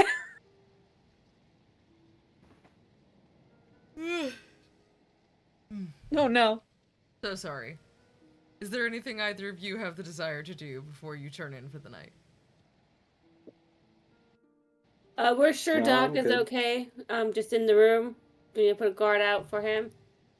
He's breathing, he's snoring concerningly loud. Might need to Under get the that bed, checked. just in case. But there are guards in this room watching over people. There are plenty of people up and about on watch. Okay. Yes, we can leave him be then. Mm-hmm. And with that, I will go tonight, or to bed. Alright. Trist? I'll do the same. Yeah. I got nothing I need to worry about, so I'm just... As your heads hit the pillow, you fall into the deepest sleep any of you have had in a while. You are toast. This has been a really long day for you. And a really eventful one, too. Like, you guys started off at sunrise, and it is now almost sunrise again. You're beat. But you sleep really, really well. And you all... There's a word I was looking for, and I entirely lost it. It is not a dreamless sleep. But the dreams tonight don't feel like premonitions or messages. They just feel like dreams.